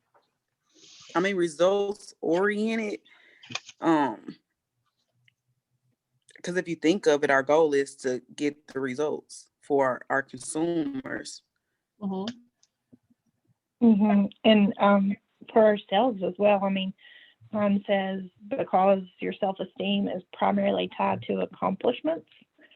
So, and again, I think that's an internal thing, because it goes on to say too, you may get embarrassed if praise is too public or gushing. You might want to do that private or, not so out there. So, but just to know internally that you've accomplished something. So that ties into the meeting the goals and getting the outcome is what did you accomplish? Okay, thank you. So we have two kind of broad areas: the making a difference, helping people, being innovative, and getting results. What else is a commonality? Well, we all have to relate to various types of people, right, in order to do our jobs effectively. So we have that ability to know our audience, right, and to know, how to maybe apply a little pressure over here, how to maybe to back off a little bit over there, and we also, in order to be effective, I would imagine, have to develop some level of person-centered approach to pretty much everything that we do, whether it be on the consumer or staff side. Good. Any comments or other that agree or have addition to that? Robin, and this is strange because Amber and I work for the same agency. And she knows that when I walk in, I'm kind of going like, okay, now what do we need to do? You know, what can we do to get this done? And to me, that's more of a D than where I actually am, but that's me. You know, I need to know what you need. You know, what do you want? If you don't know, tell me and let's figure it out. I really kind of like to cut to the chase too. So that is like what Amber's saying, being innovative. Mm-hmm. Because sometimes, and with you know, sometimes you don't need to waste time. Just, you know, if everybody knows, let's get to it. So does that sound like a SC person? See? Not really. It sounds more like me, because I was thinking earlier about how when Veronica was talking, like she provides all the details, and sometimes I just want to say, can you please just tell me what you want? Just tell me your point, you know? So yeah. And so that where I would see the need for more patience on my end to be able to let that person express themselves. Yeah. Does everyone agree that that's something you relate to, find a commonality? That, as Jamie said, being able to relate to a lot of different varieties of personalities, being able to apply pressure and to kind of change up your approach when you're dealing with different leadership styles. Flexibility, I guess, is the key. Yes. All right, so that's the third one. We got the being innovative and being willing to do what we can to find results for the consumer, for ourselves, thinking outside the box, and that those innovation and results is not tied to our desire for personal gain or praise, but it's tied to our desire for results for our consumer and for our own sense of personal accomplishment. That we are working in a field because we are passionate for helping people, empowering them, and changing lives, and that we relate to a lot of different varieties of personality or leadership styles. We have flexibility in our approach and working with people. One more. Y'all are doing great. What else is a commonality? I think one thing is what brought us all together here today is that we all want to be authentic leaders and improve in the areas that maybe we don't know we need improvement, and then also identifying in the areas that we do know we need improvement. So just coming together today, this class has brought us together with the same purpose, not only to improve ourselves, but for those that we coach or mentor, to be better coaches to them and better mentors to the folks that we work with. So as staff. It's part of that, what we talked about earlier, the desire for improvement, always wanting to develop so that we can be able to pour in and develop others. Does everyone agree that that's a commonality? Okay, Lou, you got all those? I do. I can tell you what I have. Sure. They're short and sweet. Here to make a difference, have a passion, being innovative to get results, relate to a variety of personalities. You may have to change your approach or become more flexible. And we want to improve and identify what could make us better to those we serve and work with. Yes. Does that sound about right for everybody? Then let's switch gears and talk about the things that are stressors to us. Let's talk about, and this may be different for everyone. Jerry, you have your 2 thumbs up. What are things that, one of our activities is talk about where we find joy, but I want to start by where we find things that maybe keep us from getting connections with others. What are the stressors, that the things that we find that we need to deal with, other personalities? For me, it may be that someone may be so reflective, slow to make a decision because I want to push forward, then the person that I see as being slow to make a decision, I'm very impatient with that person because I want to see results. So it takes a lot for me to be able to slow down and say, give that person time. And it's not always a bad thing that that person wants to take time. I just need to slow down myself. So what are stressors to you? Working at the speed of government and politics. How does that relate, Jamie? I'm gonna push back on you. How does that relate to you in terms of the leadership style and in relation to others and what you see in the workplace? Because I don't work in government.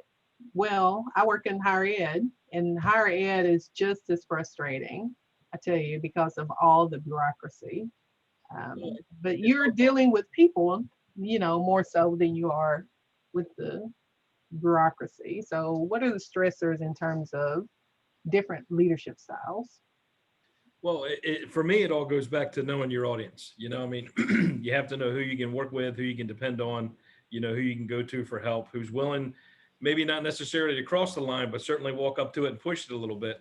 I'm like you, I like to get stuff done, and, I'm not afraid to fail because I think that's your best, method to gain success. But, everybody's concerned about, and the thing I've learned, working for the government is there's no new ideas. The majority of the ideas that we come up with, somebody thought of 10 or 15 years ago, and they tried it, and either it worked or it didn't work, or another administration came in and everything changed, and just the whole ebb and flow of things. Just about when you think you have everything under control, a new administration sweeps in and everything's different. So it's trying to figure out, where that middle ground is, where you can actually get some stuff done and keep things moving forward. At least it is for me. And your personality assessment was ID, so you have a big focus on results too, right? Yes, ma'am. Yeah, so being able to work the system and work through the bureaucracy, I see what you're saying. And who is in your corner to help you kind of break through those barriers? Exactly. And who's going to be your barrier, who not to go to, who to maybe bypass when you need to get something done. Hey, we work with everybody, so you have to, again, you got to know who you're working with, and I spent a lot of time, when I came on, just kind of developing relationships with everybody, because I want to figure out what motivates, everybody, because it's not the same for all of us, and how you handle that approach and that relationship that you build with your staff is going to be key to your success. So I'll push back on the, who to avoid. How do you build an inclusive team if part of your approach is avoiding some of those who are more detail oriented, focused on following the rules? You know what I'm saying? Like, how do you ensure that you get all people at the table in that team environment, even those who are completely opposite, who are slow to make those decisions? What do you recommend there? Because that is a big stressor. Well, you have to figure out what's important to them, and what they're looking for in their roles, and it might just mean, they want a little bit of praise for something here or there, or they might want to feel like they're part of the process, even though they're not, so you might run something by them just to get their input, whether or not you're going to follow it, just to kind of make them feel like they're part of the team.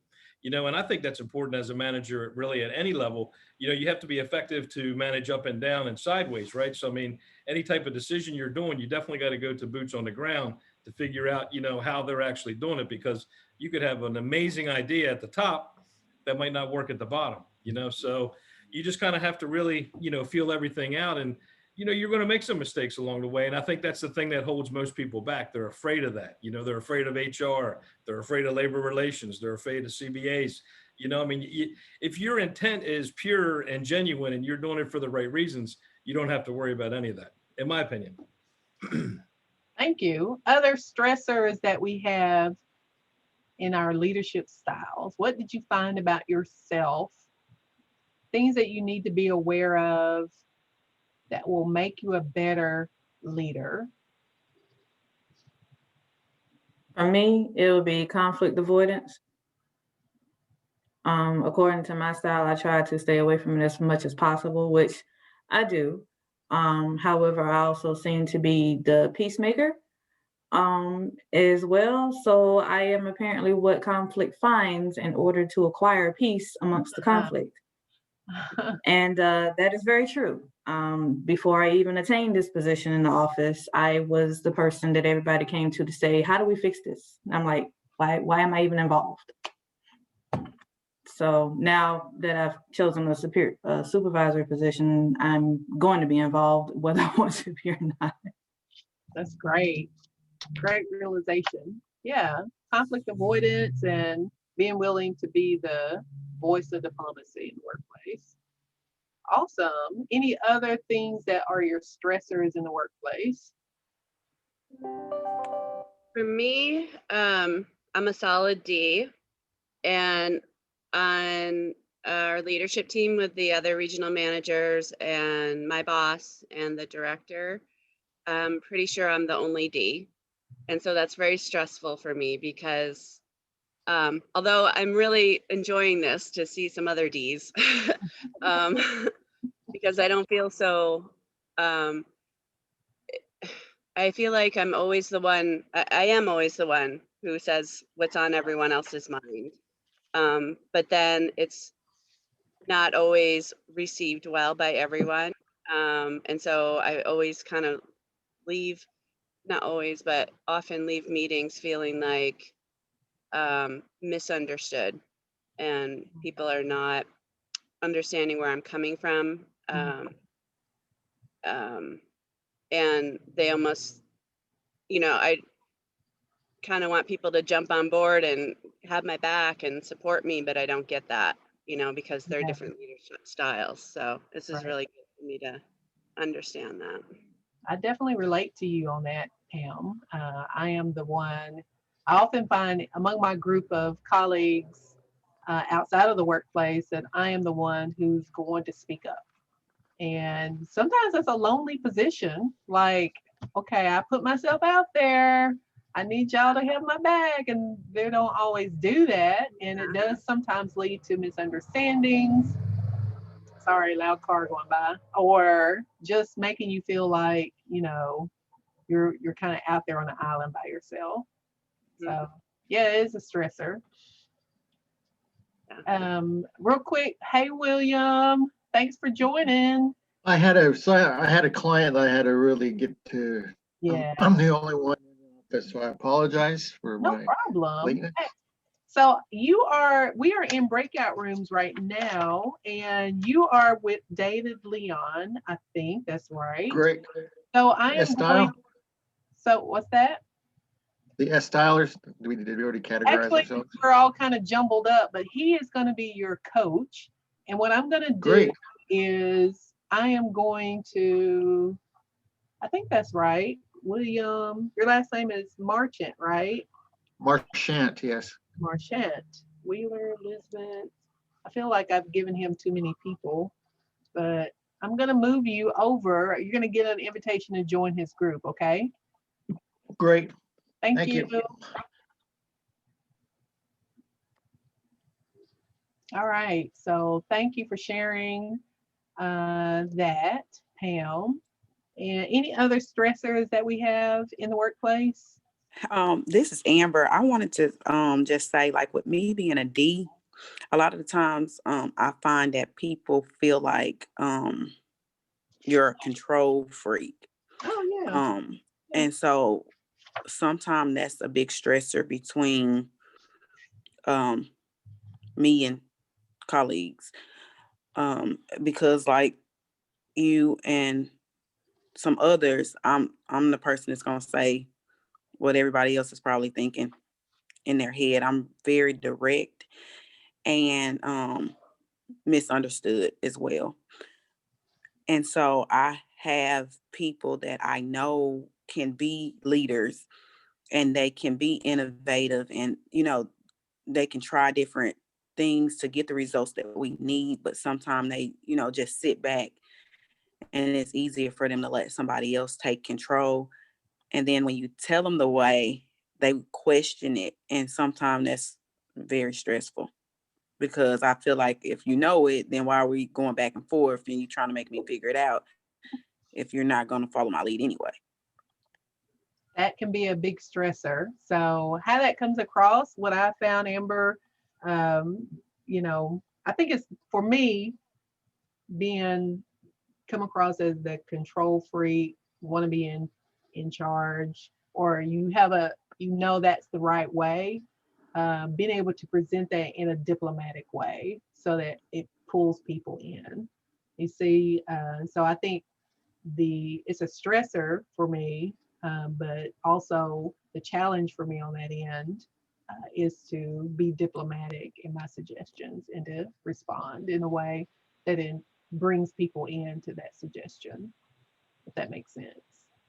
I'm going to take a brief pause and I'm come to you next, Jerry, but I want to welcome Henrietta to our group. I think we did introductions earlier. And Henrietta, welcome. You are in the right place. You're in the right group. We are in breakout rooms, and when John Conley gets on, you'll be in his session, but he's not in right now due to a previous engagement. So do you want to take a minute to introduce yourself and tell us who you are, where you're from? Tell us what your leadership style told you about yourself, one takeaway. Okay, my name is Henrietta Tennell. I am with Vocational Rehabilitation. I'm a supervisor in West Palm Beach, and my leadership style was a C style, kind of right in the middle of C. And most of it was pretty consistent with the person that I think I am and my leadership style. Some of the things that I read, you don't even realize sometimes that that's who you are, but I think it was pretty on point. I learned a couple of ways to better relate to people that may not understand that style. Because sometimes I can come across as very direct or straightforward and not recognize clues from other people that may be offended or emotional about, not take it well, I should say, what I'm trying to come across or what I'm trying to present to them. Thank you. So would you consider that to be one of the stressors in your work environment? What demotivates you in the workplace? I don't think it demotivates me. It doesn't demotivate me. I just think that it's important for me to recognize and understand that, you know, everybody is different and everybody's perception is different, and understanding the other people's styles, you know, my staff styles, basically. Great, thank you. Jerry, you had a point that you wanted to make.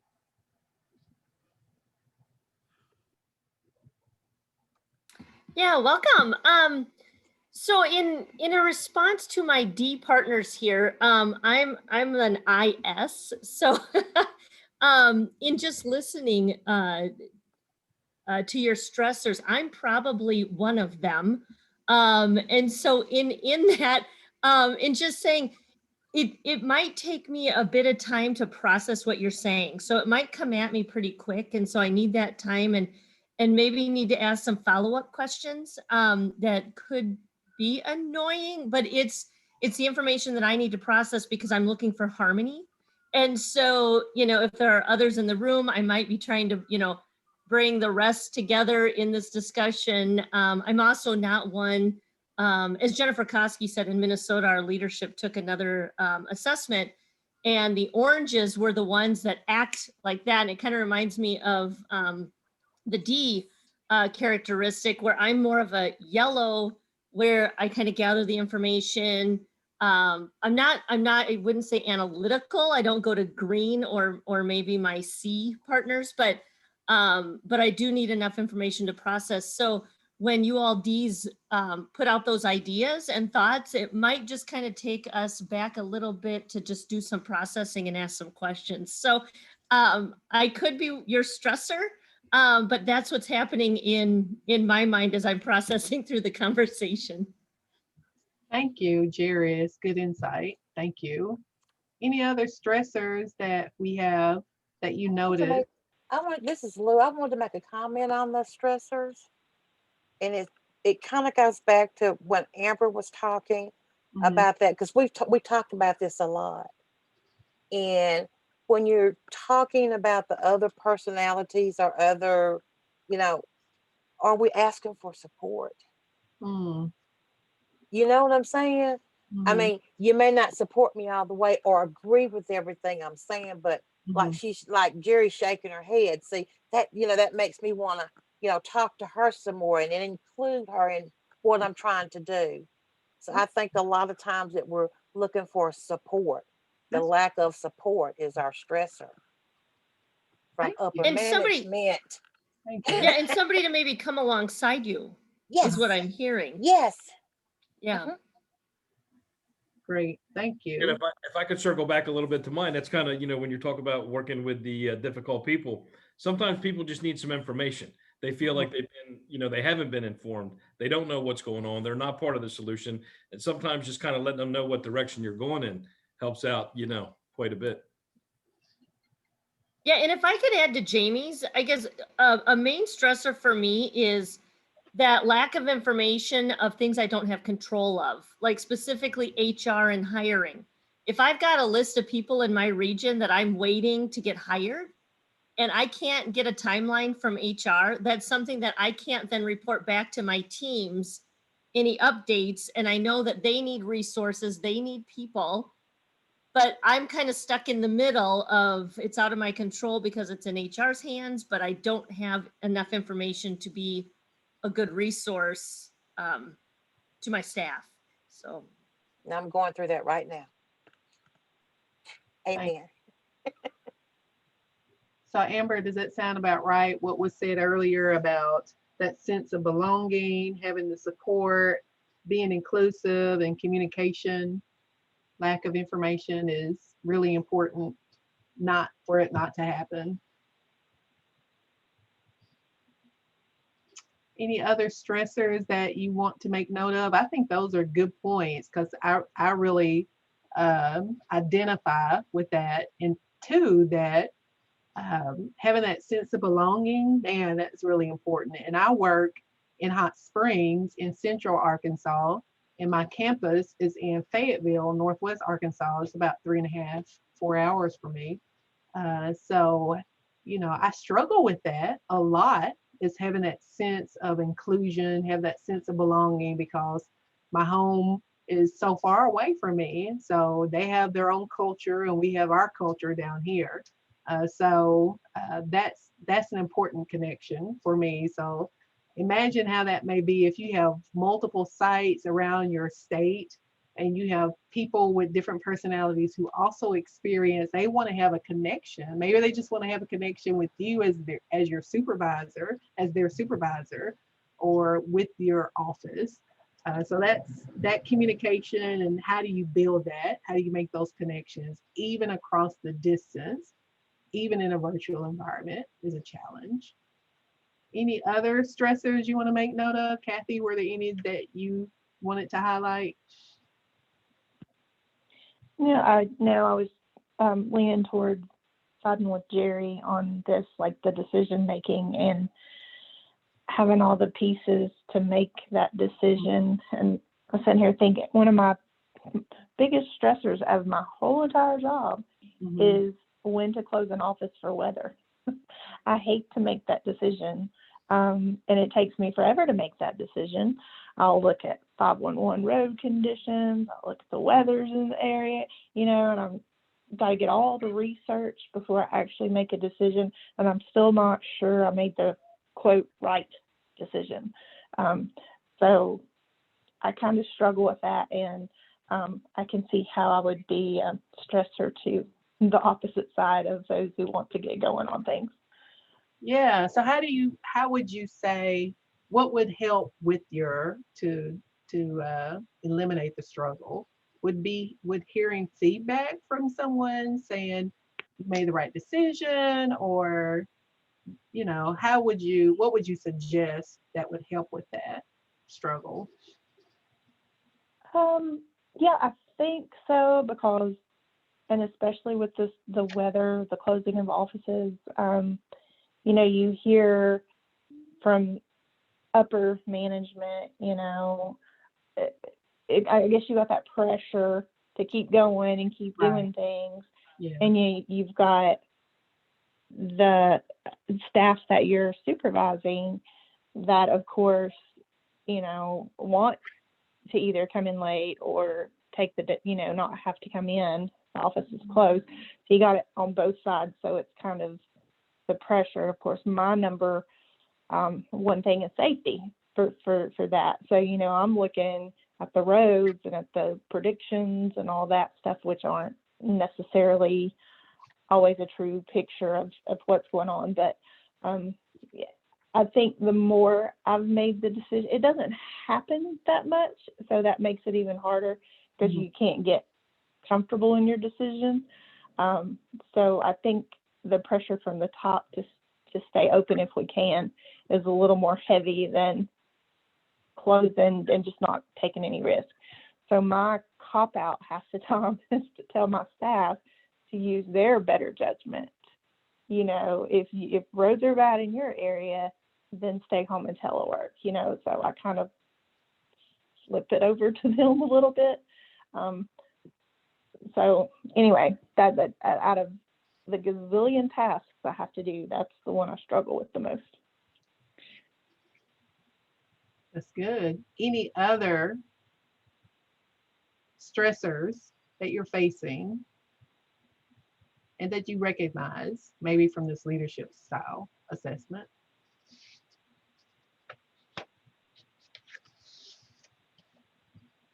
Let's switch gears real quick. The other activity that we had for this was saying the 3 things that make you smile. So this is relating to your motivators. What are the big 3 for you? What are the things that make you happy? Where do you find joy as it relates to your leadership style?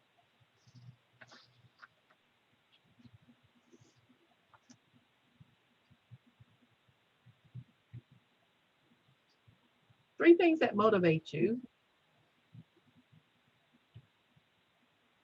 Can y'all hear me? Am I on mute? Yeah. I'm processing. There you go. I'll wait. I'll ask more questions. So I'll wait. I'm going to be more patient.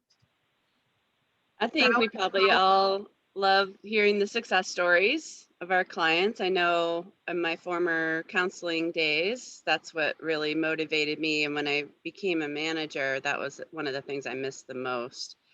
So I always try and ask the staff to share those with me so I can kind of be a part of it, and it keeps me grounded about why we're here, you know. Thank you. Other things that are motivators to you, things that make you happy. I would add to that the aha moments that the managers that I supervise, when they have an aha moment, if I've been mentoring or coaching and helping them maybe reframe, and when they've done something that they have felt successful in, then it's always that yes, you know, we hit that success mark, or you know, when I see them achieve their goals for staff. Thank you. Well, I think everybody has a success story, but I had one that was it really made me smile. It happened last year before the pandemic, or right before it came, or whatever. I had a client. I am in South Arkansas. This client was from like 30 minutes from me, but now he's in the Conway area, which is Central Arkansas. And he was just the worst. He was just terrible. He would just lie, and he would try to pretend he'd get his statement of account from college, and he'd try to change it and all that kind of stuff. And he was just terrible. And so I really kind of jacked him up every time he did it and let him know he couldn't get away with it. And okay, he graduated college and whatever, and I just never heard from him again. But I saw his name on our statewide roster list and just didn't pay any attention to it because it's a common name. Well, last year or whenever, he sent me an email and wanted to know if I was still around. And he has his own medical supply company now. He does. Yeah. And it just really just took me off my feet because he was just so sorry at the time. We just kind of stayed into it, you know. I didn't get your grades. I didn't get this, and you better you know. But he thanked me, and I cried. I couldn't help it because he was just terrible. He really was. But I just had to stay on him, and he brought all that to my attention. So I cried, and that was good. And he's still doing well even through the pandemic. You, Bessie, for sharing that. I had to pick up my cheat sheet of leadership styles. I know you say you're SC, right? Uh-huh. So and I guess I could see that. But I also saw you talked about that D earlier too, because Yes. you said you jacked him up. I did. Wow, that's pretty not SC. I had spent a lot of money that I probably shouldn't have spent on him. So I wanted to make that count. I had to. But, you know, I felt like he could do it. I didn't know if he would, but he did. I don't think you have a problem speaking up. And it says SC has a problem speaking, could improve their effectiveness through initiating change or speaking their mind. Let's see, someone said about taking the Myers-Briggs years ago. I Mhm. took that, you know, and it was just totally different than what this is now. But okay, I don't even know where I was the other day when I took this. Could have had You some know? influence. Could have had some influence. But it's a great success story, though. So, what makes you smile in terms of your leadership style? What motivates you? What gets the best out of you in the workplace? You asking me? You or anyone? Oh, I'm not going to answer. I can't answer that. You can't answer that? I can't answer it because I don't feel like I have the support that I need. To be the best version of yourself in the workplace? You feel like you don't have the support you need? I don't. Okay, so we're going to work on that, and perhaps we can find a way to find a mentor or someone so we can change that for you, because we don't want to have you in something where you go back and that never changes for you, and that you go back and it's the same old. That really defeats the purpose, right? So it does. We'll look at what type of support we can provide to make that happen for you. Okay. Others who want to share, what's something that makes you happy in the workplace? I'd like to say that I'm happy in the workplace when the team is all on the same page, when everyone is getting along, when everybody gets it, and we have a project or a goal to complete, and everyone is not as excited as others, but when we at least come together and agree that we need to take care of something, it gets done, it's completed, we are successful. I think that's what makes me happy. As a manager, as a supervisor, that makes me happy when we can come together as a team and really do well, or when we look at the overall state stats and we're at the top or we're doing well. And it's just a reinforcement, not just for me as a supervisor, but for my staff, that when we all are on the same page and when we all give 100%, you know, we can be successful as a team and as a unit. So that's one of the things that makes me smile as a supervisor. Thank you. Thank you, Henrietta. You're welcome. Any other takeaways, things that make you smile, make you happy? This is important because this goes back to our ability to relate to others, but also to be able to relate to our managers, our directors, and the people who we supervise, how we show up in the workplace and what our expectations are. So being able to communicate based upon our leadership style, the things that motivate us. Often we're concerned about our staff, that our employees that we supervise, what motivates them, but they also need to know what motivates you. So being able to recognize that about yourself is just as important. So we're focusing right now on things that make you smile, things that motivate you and get the best out of you. Robin, this is Amber. I would agree with what Henrietta just spoke about. But I also wanted to let Betsy Lou Tally know that one of the things that motivate me in my leadership position is people like her that I could actually call and relate to and understand and try to give me, the best advice that she can give me in a more positive perspective versus staying in a negative perspective. Thank you, Amber. Oh, that's very sweet. That's good. That's really good. Thank you, Amber. Thank you. Thank you. Having a positive person in the workplace that you can go to really boosts our morale. See, I And got more support than I thought I had, you don't I? really do, Oh, don't thank you? you. How about Yeah. that? Sometimes that support is lateral. Maybe it's not at the top. Maybe it's just your colleagues who are in the office with you or work across state from you. That's awesome. Any other motivators you want to share? Things that get the best out of you, get your juices to flowing? Robin, it's Leah. I would like to say appreciation for small tokens of support.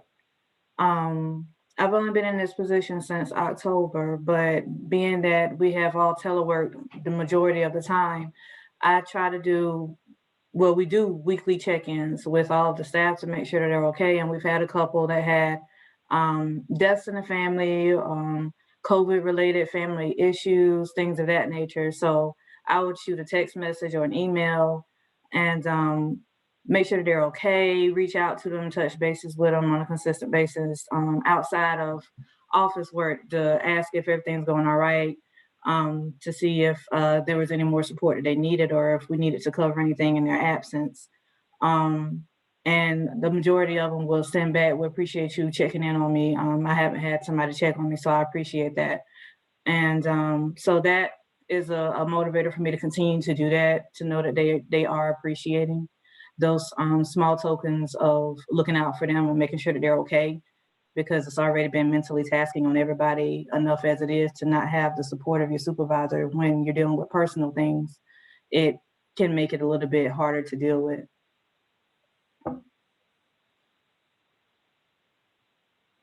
Thank you, Leah. That's great information. Small tokens of support that you're showing to other staff. It's a great motivator. Any other motivators? Jamie, you have any you want to share? Well, I'm generally unhappy in the office, but for the most part, I don't believe that. You're smiling way too much.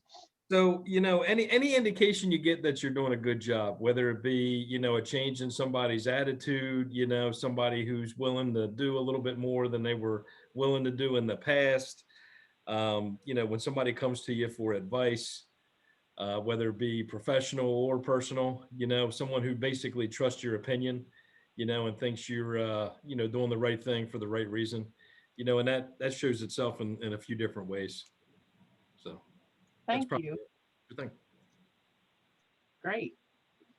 Anyone else? Yeah, Jerry.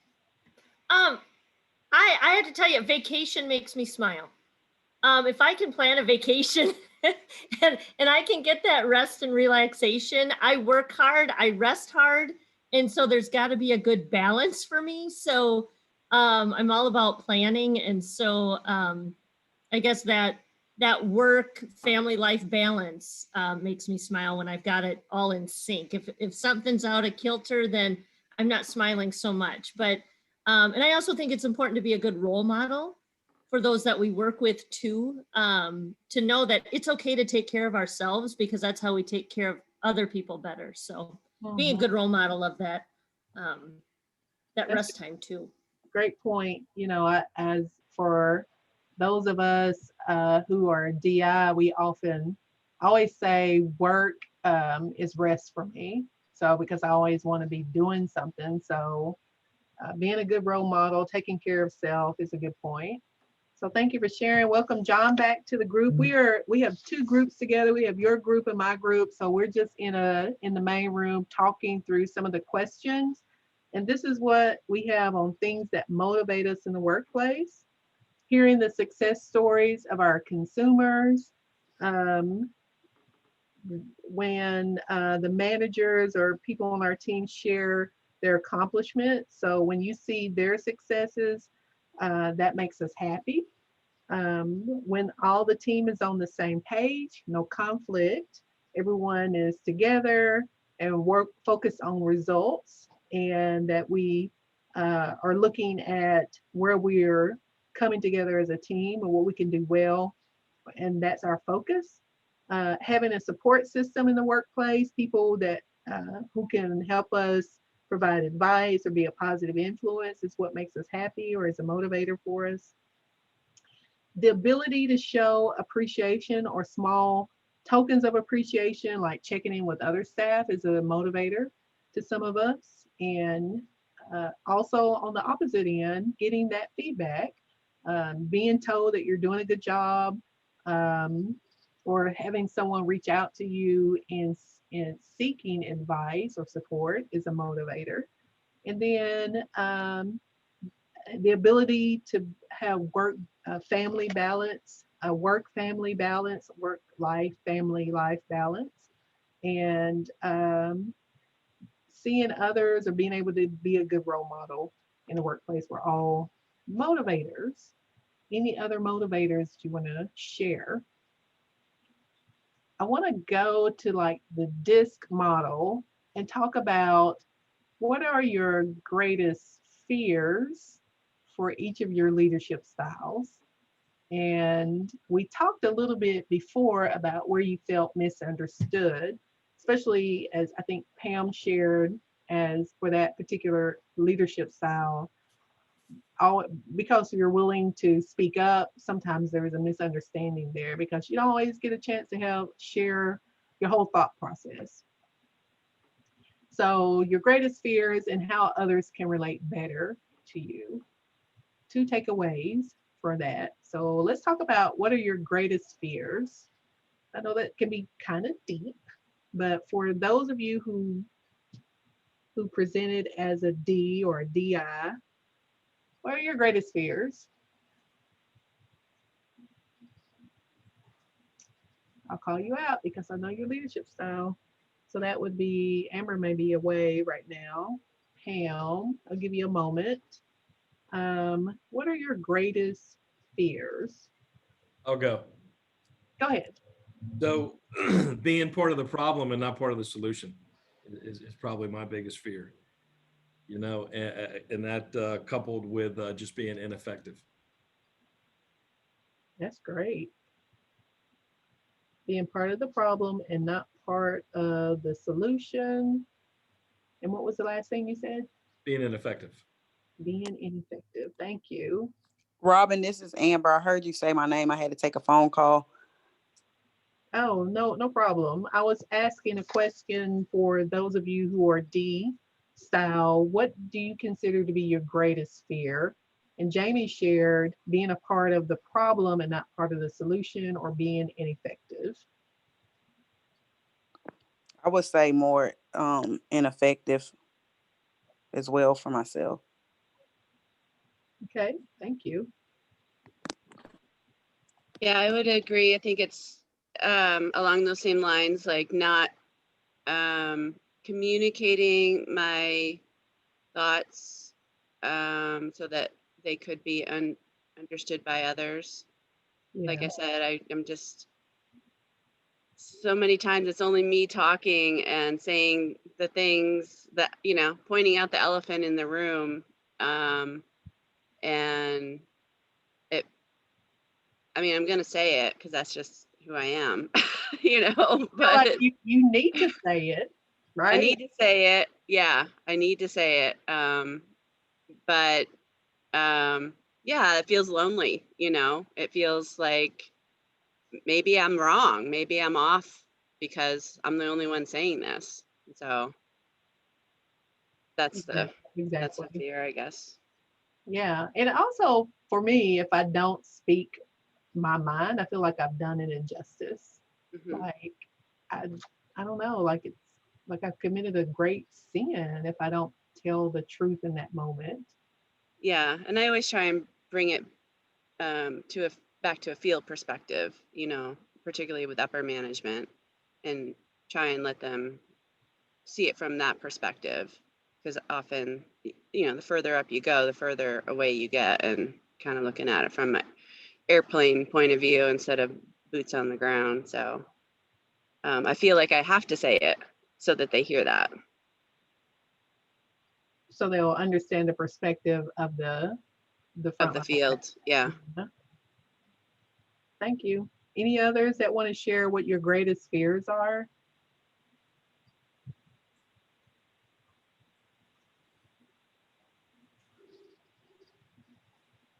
Are you still just wanting the D? No, anyone. Go ahead. I'm sorry. Okay. And this, I kind of mentioned this when I introduced myself and my takeaway from the assessment. My fear, I'm an S, and not even an SC, but an S. Mhm. But my fear really is a C fear of being wrong. But I think it also ties into my S fear of offending others, or someone maybe being disappointed, I guess, in me or my work or my decisions, and it not being accurate or right or perfect. So that's a whole big mix of a fear, but it's pretty much just being wrong or not doing the right thing or not doing something right or correct or accurate. Thank you, Kathy. You mentioned another leadership style that you took, leadership survey. Was it the True Colors or was it something else? It was the Enneagram. Oh, okay. Yeah, and I'll tell you that I've gotten a lot of awareness of blind spots and awareness of other people. And someone had mentioned their husband. Like, I'm a 1, my husband's an 8, complete total opposites. So it helps you understand kind of where they're coming from and how they're approaching things.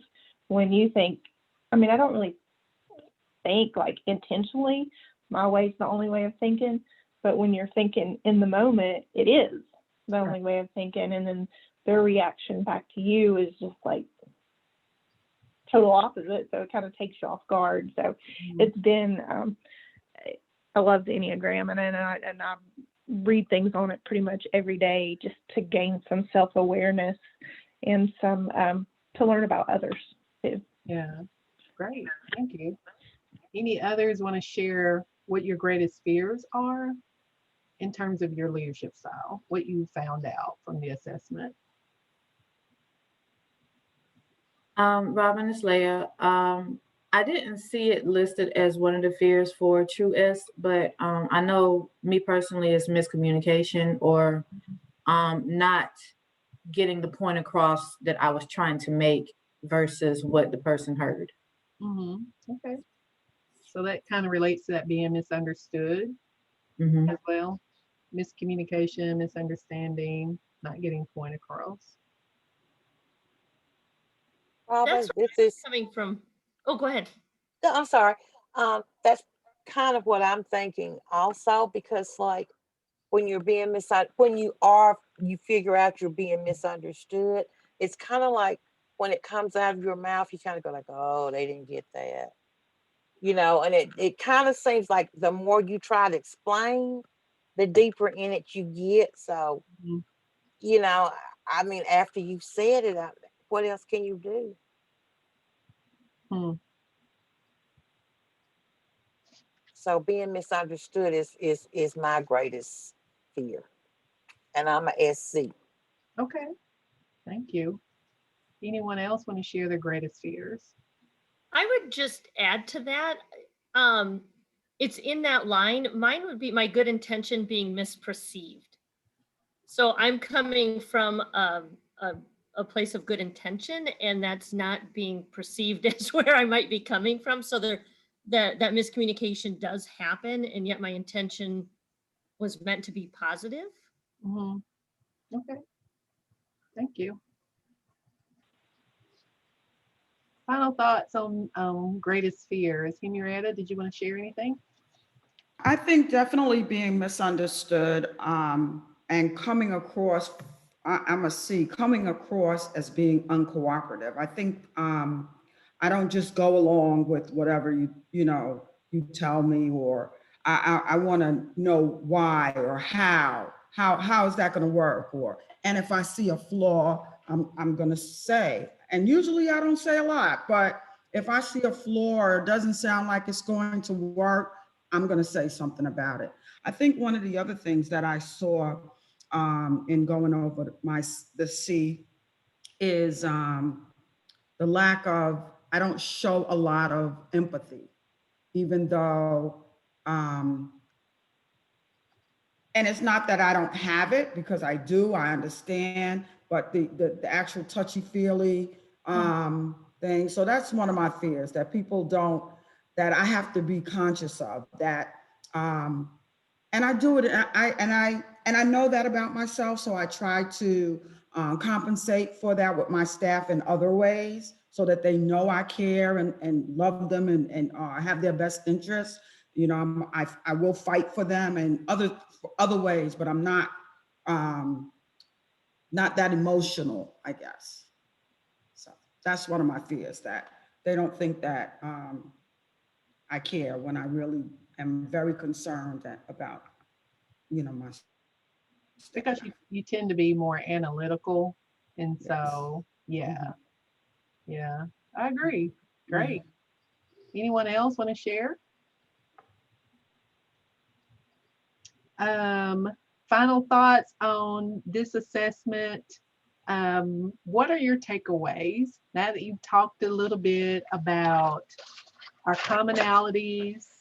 You've heard the stressors, you've heard the things that motivate us. Tell me, if there was one thing that you could take away and tell your staff, tell your colleagues, your managers, your directors, the people you supervise, because at some point we're going to have to be able to communicate this with the people that we work with. What's the one thing that you would give, advice you would give to others who are not in this group, how they can better relate to you? What advice would you give them on how they can better relate to you? Now that you know what you know about yourself, what motivates you, what stresses you, where you see being some commonalities, what's the big takeaway or advice you would give to others in your workplace on how they can better relate to you? I would say they can better relate to me, and we can get along better if they did their best and give it 100%. I don't think, we can't fault someone for not understanding or for not having the tools or the information, or if they need assistance. But I think that they can better relate to me by making sure that they're giving 100%. How do That's they important. communicate that to you, Henrietta? Say that again? How do they communicate that to you? How do they let you know that they've given 100%? What would you like to see?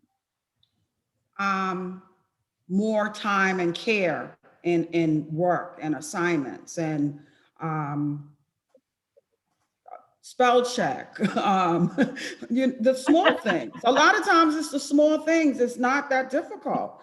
We're adults, and I've always been a type of person. So reading all of that stuff, kind of like, oh, that's me. Came home it's very important to me. Anything you put your name on, It should be, well done. You should be proud of it. And I tell them all the time, if a case gets transferred and someone sees this, it's not well done. It's not well written. How does that look? I've always been that person that's concerned about what you put on paper and what you put your name to. So I think that just taking the extra time and pride in your work, that would help to better relate to me. And I would This is want to add Kathy. on what Henrietta is saying. I totally agree with her. And also understanding the perspective of the role that the supervisor plays. And that sometimes we just get it from upper management, hey, this has to change. And we have to kind of go with the flow, and just understanding that as your leader, building that trust, because you have to trust me as your leader to guide you in the correct way. And understanding if you have a reason, that we can communicate that and get that out in the opening, so that business can be conducted as well. And so I'm going to ask you too, Amber, how do they demonstrate that to you, that they are taking into consideration your perspective as a leader, and that they are trusting you as their leader, that you have their best interests at heart? What would you like to see in terms of your leadership style? How is that reflected to you? How is that demonstrated to you? Well, to me, if I'm your supervisor and I'm giving, first of all, when I ask for something, I ask. I may not tell the why behind the what just on the front end, but we always know that documentation is everything. So if you have it documented that I asked you to take on this task and gave you the specific instructions, then to me, being the leader, that you have to find some comfort in knowing that, okay, this had to come from someone higher, and that it's not unethical. Okay.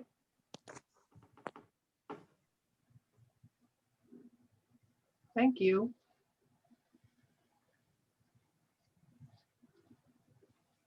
All right. Anyone else want to share? I think who was trying to speak a moment ago? It was me, Kathy. Yeah, I'm just going to say ditto to everything Lou said, of wanting things done and wanting things done right. And I think what I need, I guess, is accountability and trust, that you can trust. You hire professionals to do their job, and I want to be able, I guess, to trust that they are going to do their job and do it correctly. So the accountability that's involved in, in both directions. Because Amber mentioned trust in the manager. So they have to trust, that I'm going to do my job. But one thing, going back to Lou's side of it, of wanting things done and wanting it done right, that's one thing I have tried to work on myself, to not be so, to me, being critical is being helpful. Pointing out the flaws, like she said, if there's something wrong in the plan and I bring it up, I think that's helpful. It would be to me, but not everybody sees it that way. And I tend to focus on the things that are wrong more than I do on what people are doing right. So I've tried to intentionally focus on things that are happening, given that immediate recognition. Whereas I know I can be critical, even as a parent, you hindsight, you see these things, but so that's one of the big things is, if you want somebody to do something and do it right, you also got to give them credit when they do it right, and not just focus on what they were doing wrong along the way. All right. Thank you, Kathy.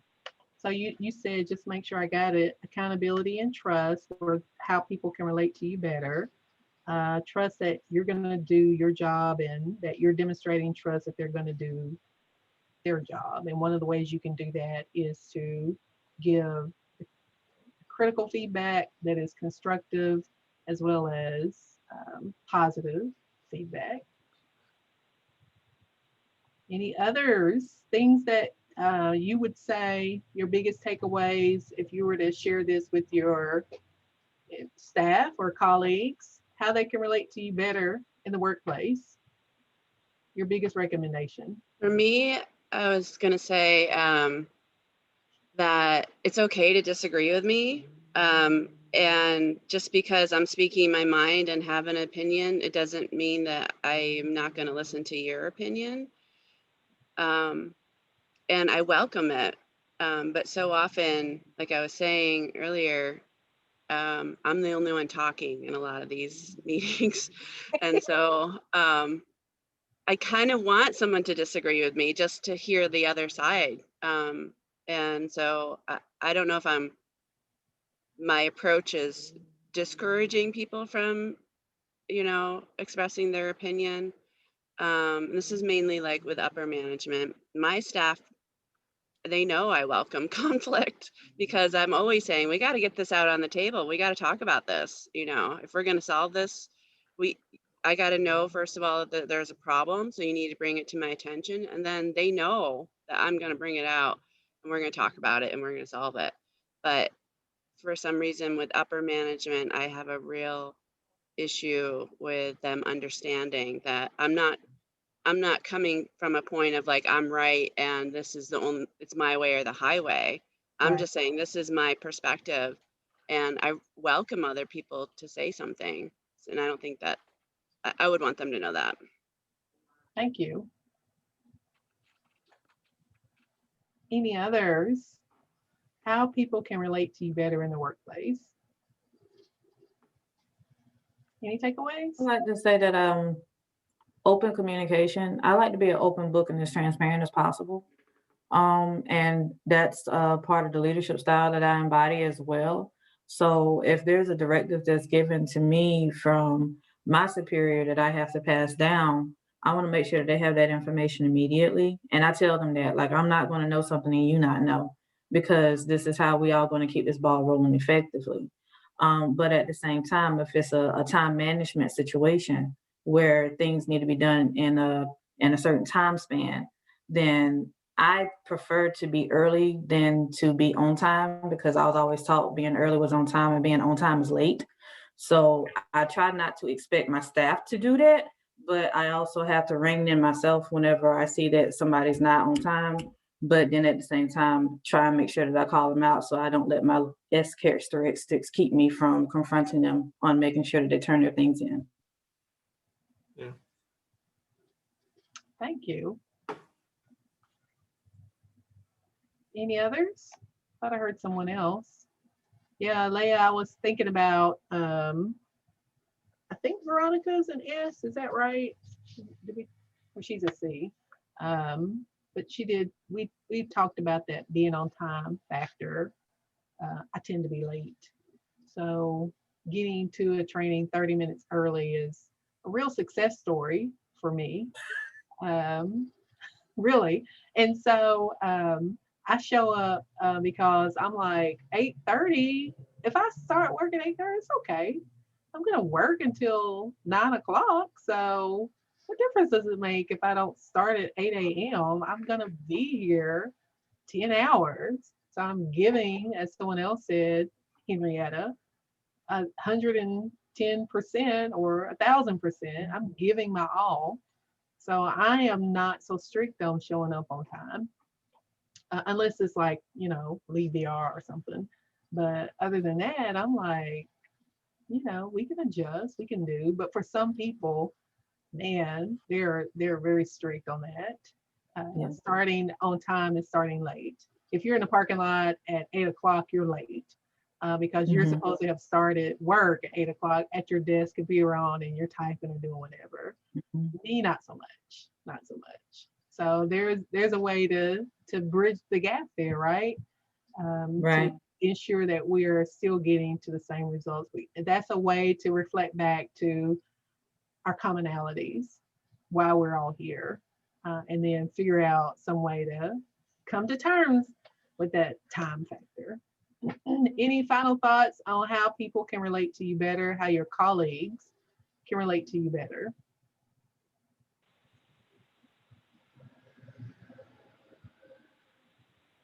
I'm not hearing any, so we have about 5 minutes left in this session. When we come back to our general session, you're going to be reporting out. Bessie Lou. I heard someone else call you Bessie Lou, so now I'm calling you Bessie Lou. It's okay. Okay. Are you wanting to? We can report out together because we had a lot of different topics that we covered. Okay. Okay. I got my notes. Okay, so let's Hey, Robin, that was me calling her Bessie Lou because I call her Lou, but because we in this session, other people may not know her by Lou. They call her Betsy, so that's why I said Bessie Lou. I kind of like Bessie Lou. That's my get paid name. That's my government name, Bessie. That's how I get paid. That's right. Okay.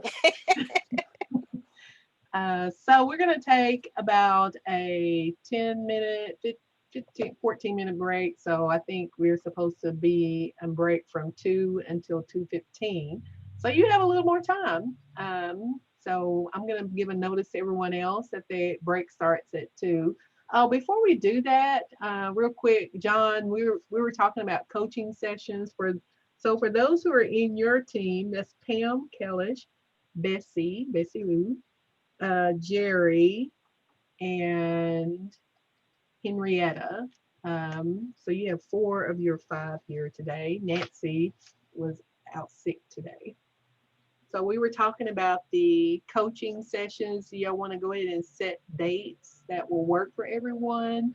March, we had dates that were listed earlier. I'll go back on the screen so you can see what those are. March 29th or 30th, June 2nd or 4th, or June 28th or 29th. We prefer we could select one date for all teams. Kathy, Jamie, Leah, and Amber are on my group.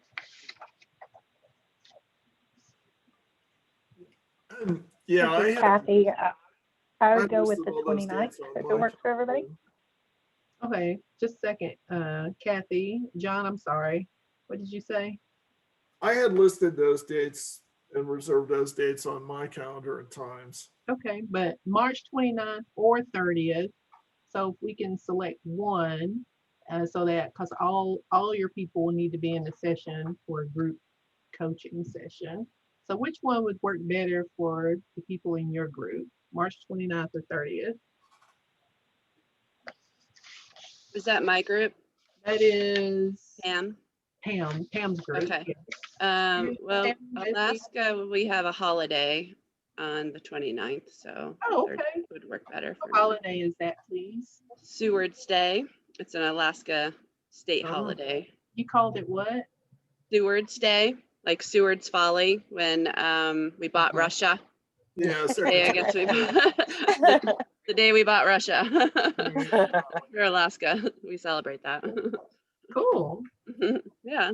So March 30th works for everyone, for Pam, Bessie, Jerry, Henrietta? Yes, it does for me. What about for my group? Oh, it's right here. Kathy, Jamie, Leah, and Amber. 30th works good for me. Either day is fine for me. I'm open. Perfect. Session 2, June 2nd. Go ahead. I was just going to say the 29th works better for me, but I can rearrange the 30th if needed. For my group, is the 29th okay? Yeah. Yes. I'm good with it. All right. So we got John's group, March 30th, for Robin's group, the 29th. For session 2,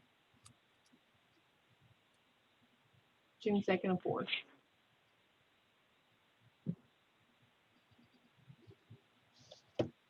Go with John's group first. Well, either one will work. I don't know. It depends on Do you all have a preference? Is a Wednesday better than a Friday afternoon?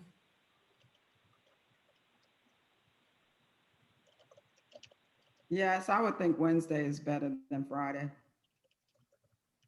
Yeah, I don't mind the second. Friday afternoons sometimes are hard with a long week. Sure, But that's I can fine. make either work. Mm-hmm. So far I'm hearing Wednesday, June 2nd. Is that going to work for the other folks too? Okay, so Wednesday, June 2nd, from 1 to 2:30 Central, 2 to 3:30 Eastern.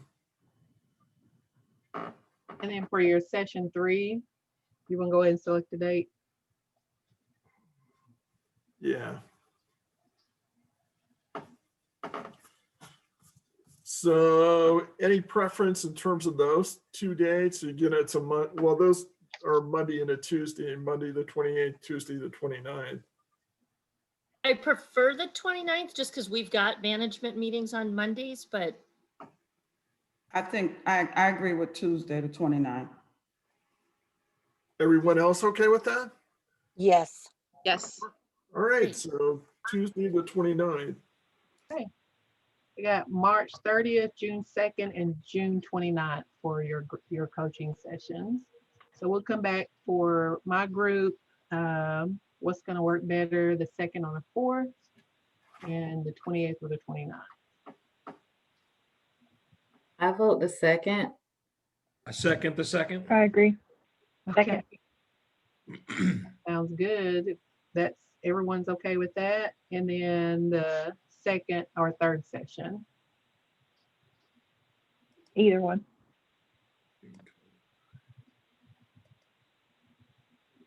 I'm good for either too. Same. It looks like it's either a choice between a Monday or a Tuesday.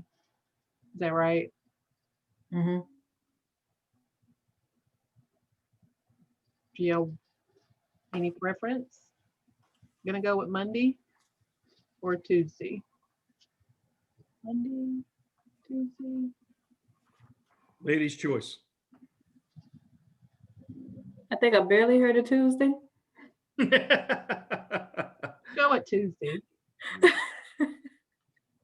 Sounds good. Thank you all. We're on a break until about 2:15. Thank you. Hey, Robin, will we get an invite on those dates? Yes, I'll Okay. send out an invite for you so you can put it on your calendar. Okay, thank you. You're welcome.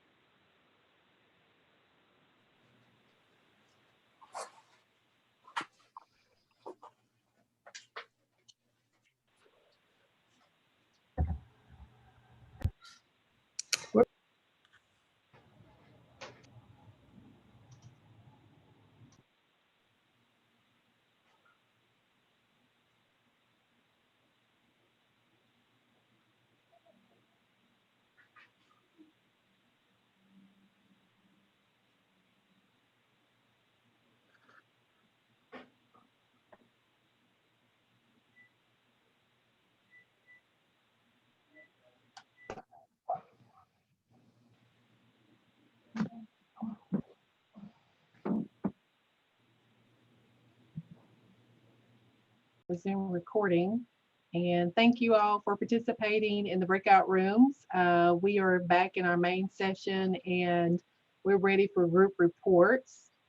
Each of your groups had something different that you were working on, and you could have worked on many different things like we did in our group. So we're going to turn it over to faculty and have them lead us in this next session. Not sure if faculty will be presenting or you have someone designated in your group, but since I see Dr. Susan Flowers Benton smiling over there in the corner of my screen, we'll start with her.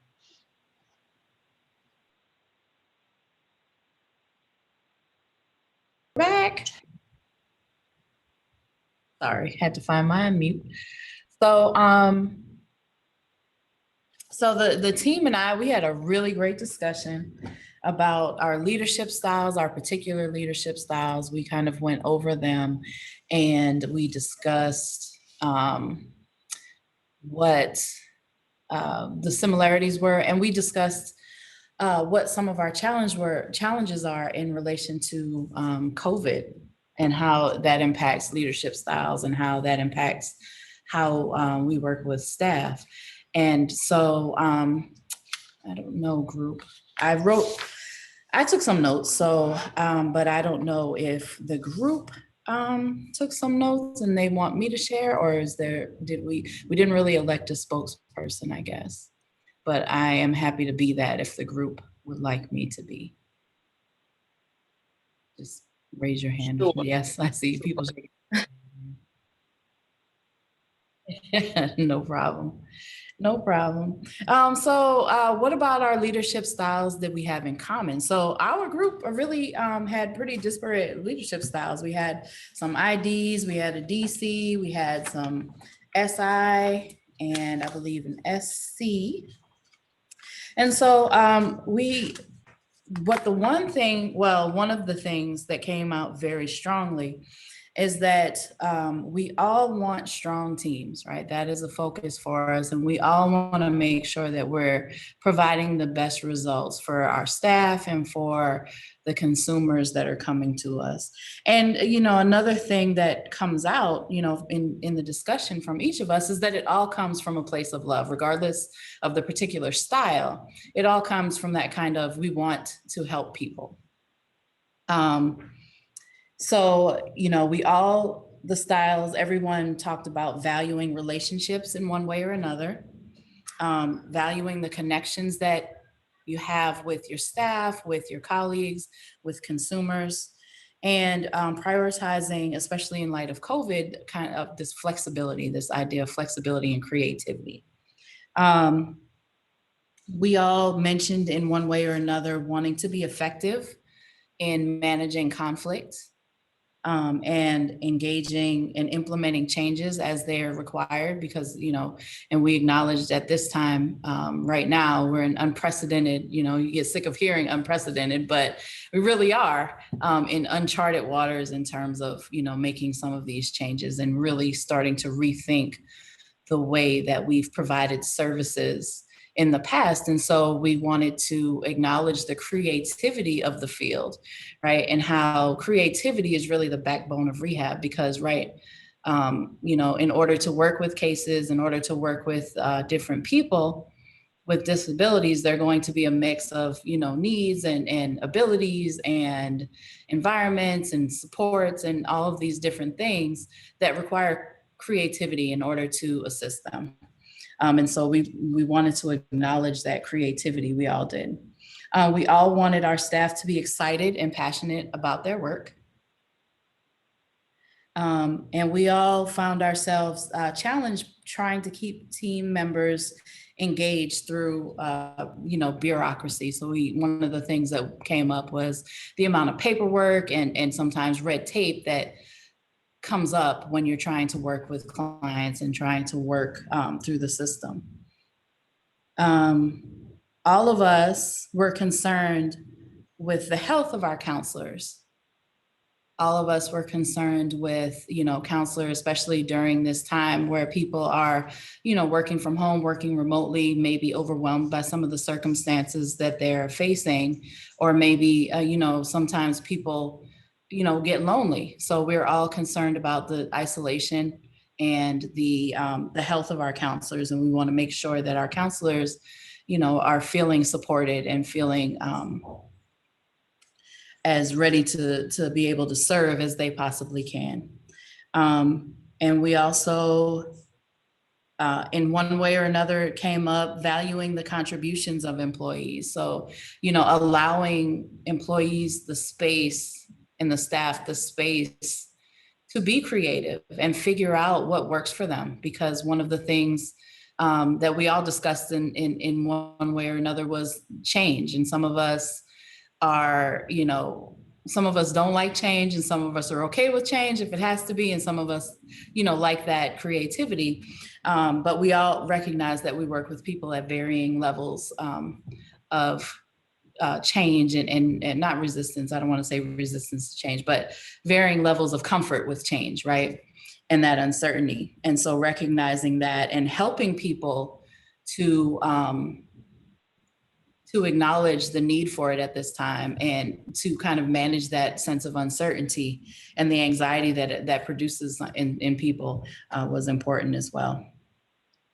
And so, yeah, so it was definitely, you know, the bottom line, I think, that came out of all of the similarities was, regardless of what leadership style, we were very concerned about the staff and making sure that the staff had what they need to be the best counselors that they could, and that we were serving consumers in the best way possible.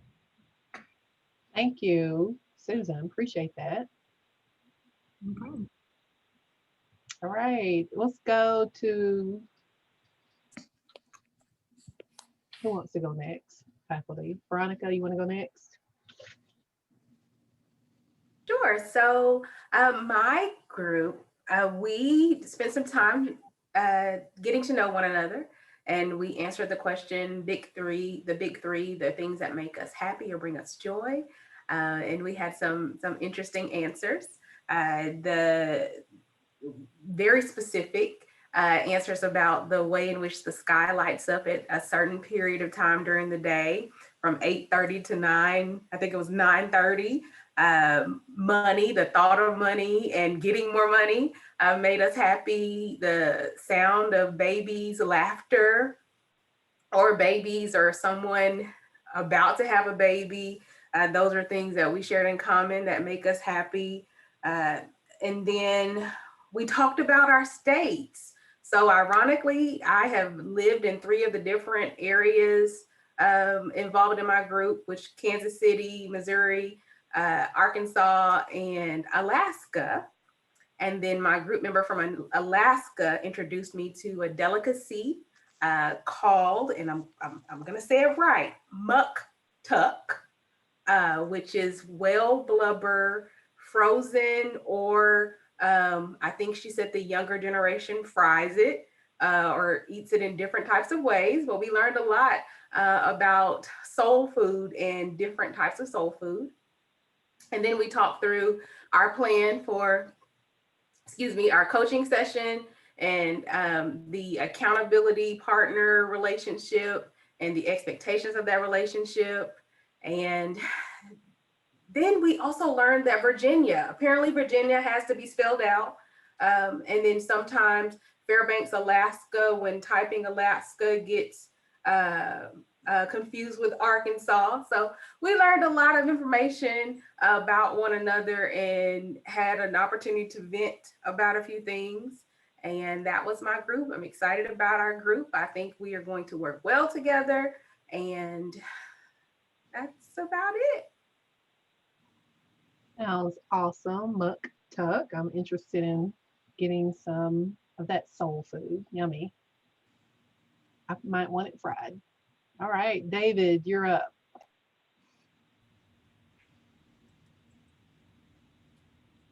I'm going to speak for the group. My name's Wheeler, and we had some great conversation.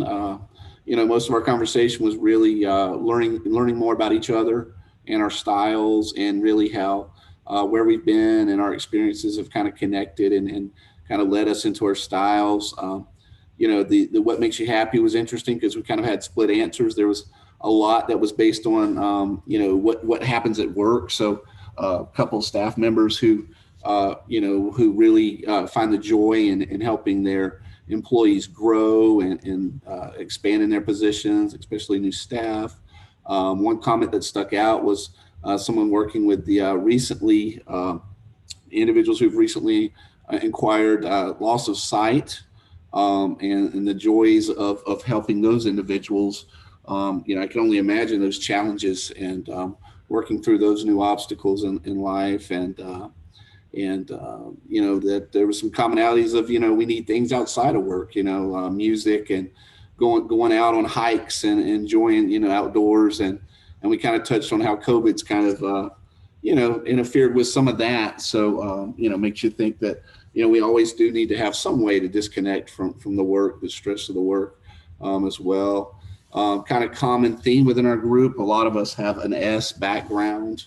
And it was neat too that some individuals in our groups who are more into the policy and collecting money through WIPA and those kind of programs, had more of that type of a leadership style that would fall in line with that kind of work. And those who are more of in the counseling and, had more of the S style. And so it's kind of neat how, our leadership style can kind of, steer towards the activities that we're involved in. In the roles that we have to take on. And so hopefully I didn't miss a lot, but like I said, a lot of good conversation of learning about one another and, seeing that we did have different backgrounds and come from different places, but how we do share a lot and are kind of bound and tied by different things. And so I think we got a great group too, and can't wait to work, through the process and growing as leaders. Thank you. Thank you, Wheeler. Appreciate that.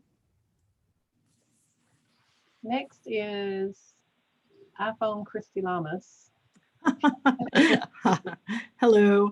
We did choose a spokesperson. Chantel Chapman will be speaking for our group. Okay, so we had a good discussion.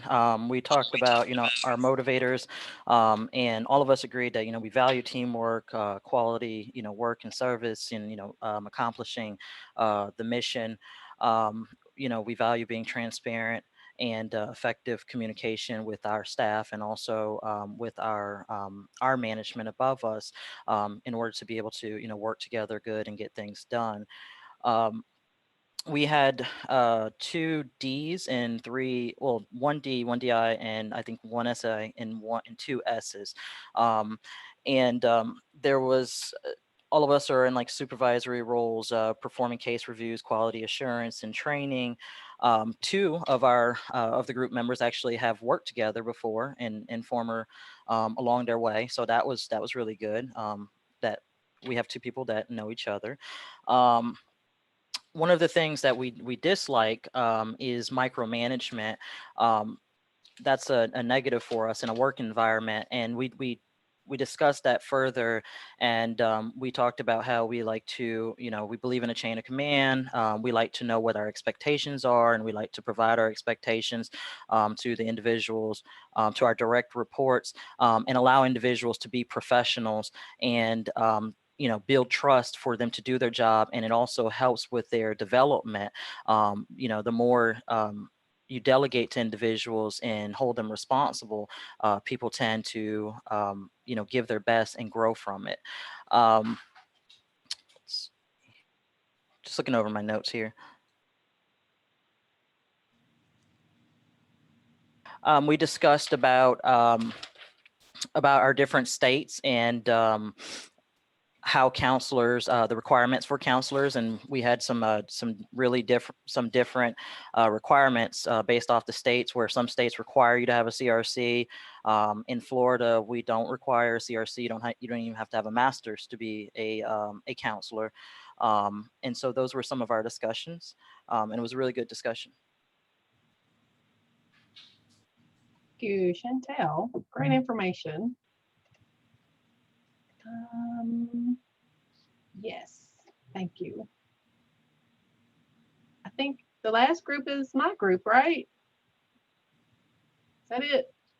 And our very own Miss Bessie Lou is going to share, and then I will support.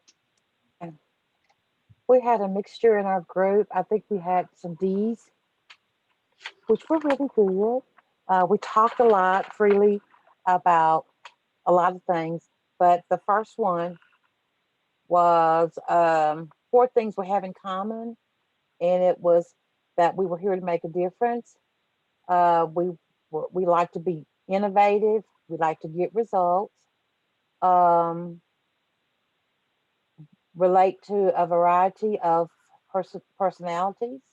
We may have to change our approach or become more flexible. And number 4, we want to improve and identify what would make us better to those we serve and work with. We talked about stressors, and it was said that you really need to know who you're working with. You need to let folks know what you need or what you're trying to do. Another stressor was conflict avoidance. And we had a sidebar talked about voice of diplomacy.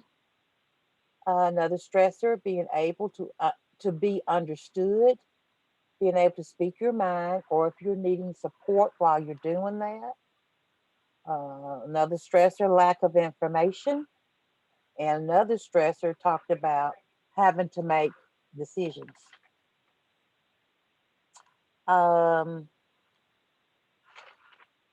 Things that make you smile, success stories, your team being on the same page, completing goals, which means getting results, support from your coworkers, small tokens of concern like welfare checks for those people teleworking, people looking up to you. Sometimes if somebody pats you on the back, so you're doing a good job, that makes you smile. Being able to balance work time and home time. Being a role model and taking care of yourself. Greatest fears. Being part of a problem and not a part of the solution. Being ineffective. Being misunderstood. Being wrong or afraid that you're offending someone. And greatest fear of not having empathy for others. And lastly, our takeaway.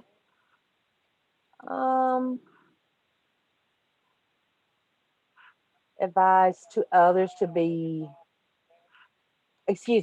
others to give you 100% on your work assignment so you can provide advisement to them. Understand what supervisors does. That's a big takeaway. Trust, accountability is takeaway. Open communication and transparency. Okay, Robin. That's great, Lou. Thank you so much. That we had a great discussion in our group. So well done. You got a lot of information. I think you were voluntold by one other colleague in our group to be the spokesperson. So thank you so much. Great job. It's going to be a payday. It's going to be a payday for that. There's some payback coming for that person. We won't call any names. Thank you. It sounds like from your discussions that you had some really great conversations and some good insight. I've learned a lot over the last week or so in this leadership style assessment. So we appreciate you participating and taking that and hope that you're able to learn and grow from that as well. I should say our group, my group and John Conley's group were combined in our discussion. I'm gonna turn it back over to Veronica to go a preview for our next section, which is homework. Thank you, Robin. So our homework for today's session, you should have received that this morning, I think, is the start of your personal development plan. And part of that personal development plan will be a 360-degree assessment. There will be a link that goes out for that later today, but the document you received in your email from Robin this morning also has a paper copy so that you can see what that looks like. So that 360-degree assessment is for your frontline staff, your supervisors, or your upper management team to give you some feedback on your leadership style and the way in which they view your leadership. So in our group, we discussed it a little bit, and a few people in Virginia have recently completed a 360-degree assessment. If you've recently done one and you're all out of people to ask for feedback, please let us know, and we can pull from that feedback that you've already received. That was one of the concerns in my group, but the goal really is for you to get an idea of how your leadership style is perceived by others so that you'll know how you come across when it comes to the way in which you show up in the workplace, and therefore you're able to shift accordingly. So this, the packet that Robin sent also has the homework that you will use to connect with your accountability partner. There are 4 questions that you're asked to answer in that conversation with your accountability partner or partners, because there are some groups that have more than 2 people.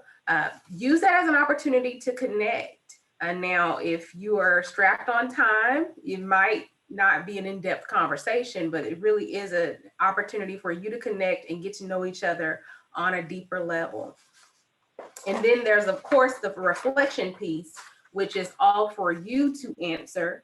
The reflection piece has 10 questions. And the goal is for you to complete this homework between now and the next time we are together, which is February 23rd. So you still have time to plan when you're going to complete it, but the goal is for you to have it completed by the time that we get together again. So if you have not looked at the list and figured out who your accountability partner is, or if you did not discuss it in your group, take some time to do that when we get done today. So you can go ahead and connect and figure out when you're going to get together to complete the homework assignment. Are there any questions about the homework? And while I wait for questions, I think Robin said earlier, you will have homework from every session. So get into the routine of adding this to your to-do list so that you can get it done before we meet again. This is Tina Shores. Shores, where do we find our accountability partner? That's a great question. Your accountability partner is listed in the information that Robin shares, an Excel spreadsheet. And if you go to the group leader's name, the group that you're in today, whoever that group leader is, you click on their name, you can see who you're partnered with. Thank you. You're welcome. Robin, did you have anything to say about that? Okay. No, you covered it. Any other questions about accountability partner or homework? Did everyone receive it? Everyone have the Excel spreadsheet and homework assignment? This is Kim Jennings. I have a question just for clarification. The accountability partner check-in call, is that to discuss the reflection or just kind of a check-in to see how we're doing getting the reflection and the 360 assessment completed? I wasn't clear on that. Okay, that's a great question. So the packet that Robin sent this morning, it has 3 different pages. The last page is just for you and your accountability partner to discuss. So on that page, there's 4 questions that we want you to connect with your accountability partner to discuss and talk through. So there are other things that you'll reach out to your accountability partner for as we go through this process. But for the first and initial meeting, there's pre-assigned questions because we know you're still building relationships. So we wanted to try to make it a little bit easier on you to connect in a way that, one, you can do the work together, but also get to know one another. The first question is share a statement that summarizes your development goals for LeadVR. You kind of discussed that a little bit today. So You're going to discuss that further with your accountability partner, answer the questions, and then be prepared to share when we get back together in February. Did that answer your question? Yes, just one more clarification on that. The sharing, are we sharing our own work or are we sharing our partners' responses? Are you sharing your own work or your partner's responses? We don't necessarily have an assignment for you to share it when we get together. We just want you to have it completed by the time we get together again. Okay, thank you. You're welcome.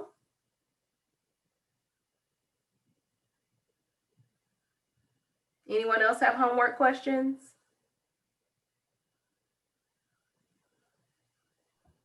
Veronica, I'm trying to do what you said on the Excel spreadsheet in order to find out who your partner is, but I am apparently doing something wrong because I don't see a change.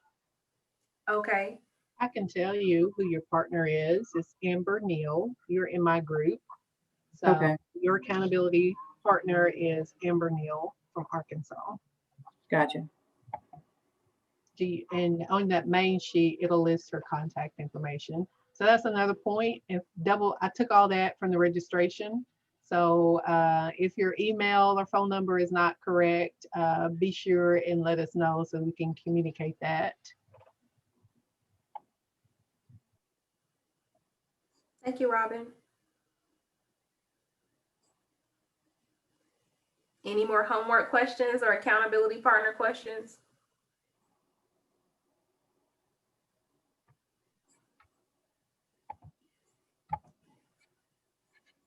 Okay. Thank you, Veronica. I think that really pretty much sums up our session for today. Our next session is going to be February 23rd with Ms. Veronica and Dr. Susan Flowers-Benton talking about the ABCs of inclusion. And so looking ahead, we'll be reflecting upon our cultural biases, inequality, using the language of equity and inclusion, and assess our worldview and how that influences how we show up. And especially, I think, in the presentation that Susan and Veronica are preparing will reflect a lot on your work in VR and bias and equity, how that shows up and what we need to be aware of. So I'm really looking forward to that discussion. Sounds wonderful. Looking forward to what they're putting together for that. You have on that Excel spreadsheet the contact information for each of your faculty. If you need to reach out, you have the email addresses for each faculty member. I also included my cell and office number in case you need to reach out to me. If you don't have anything else, thank you all so much. We are ending a little bit early today, which is never a bad thing, right? Thank you all. I'm looking forward to our next session on February 23rd. Have a great rest of your day. Thank you, Robin. Thank you. Thank you, Robin. Thank you. You too. Thank you, Robin. Care. Bye. Bye. Thank you. Bye.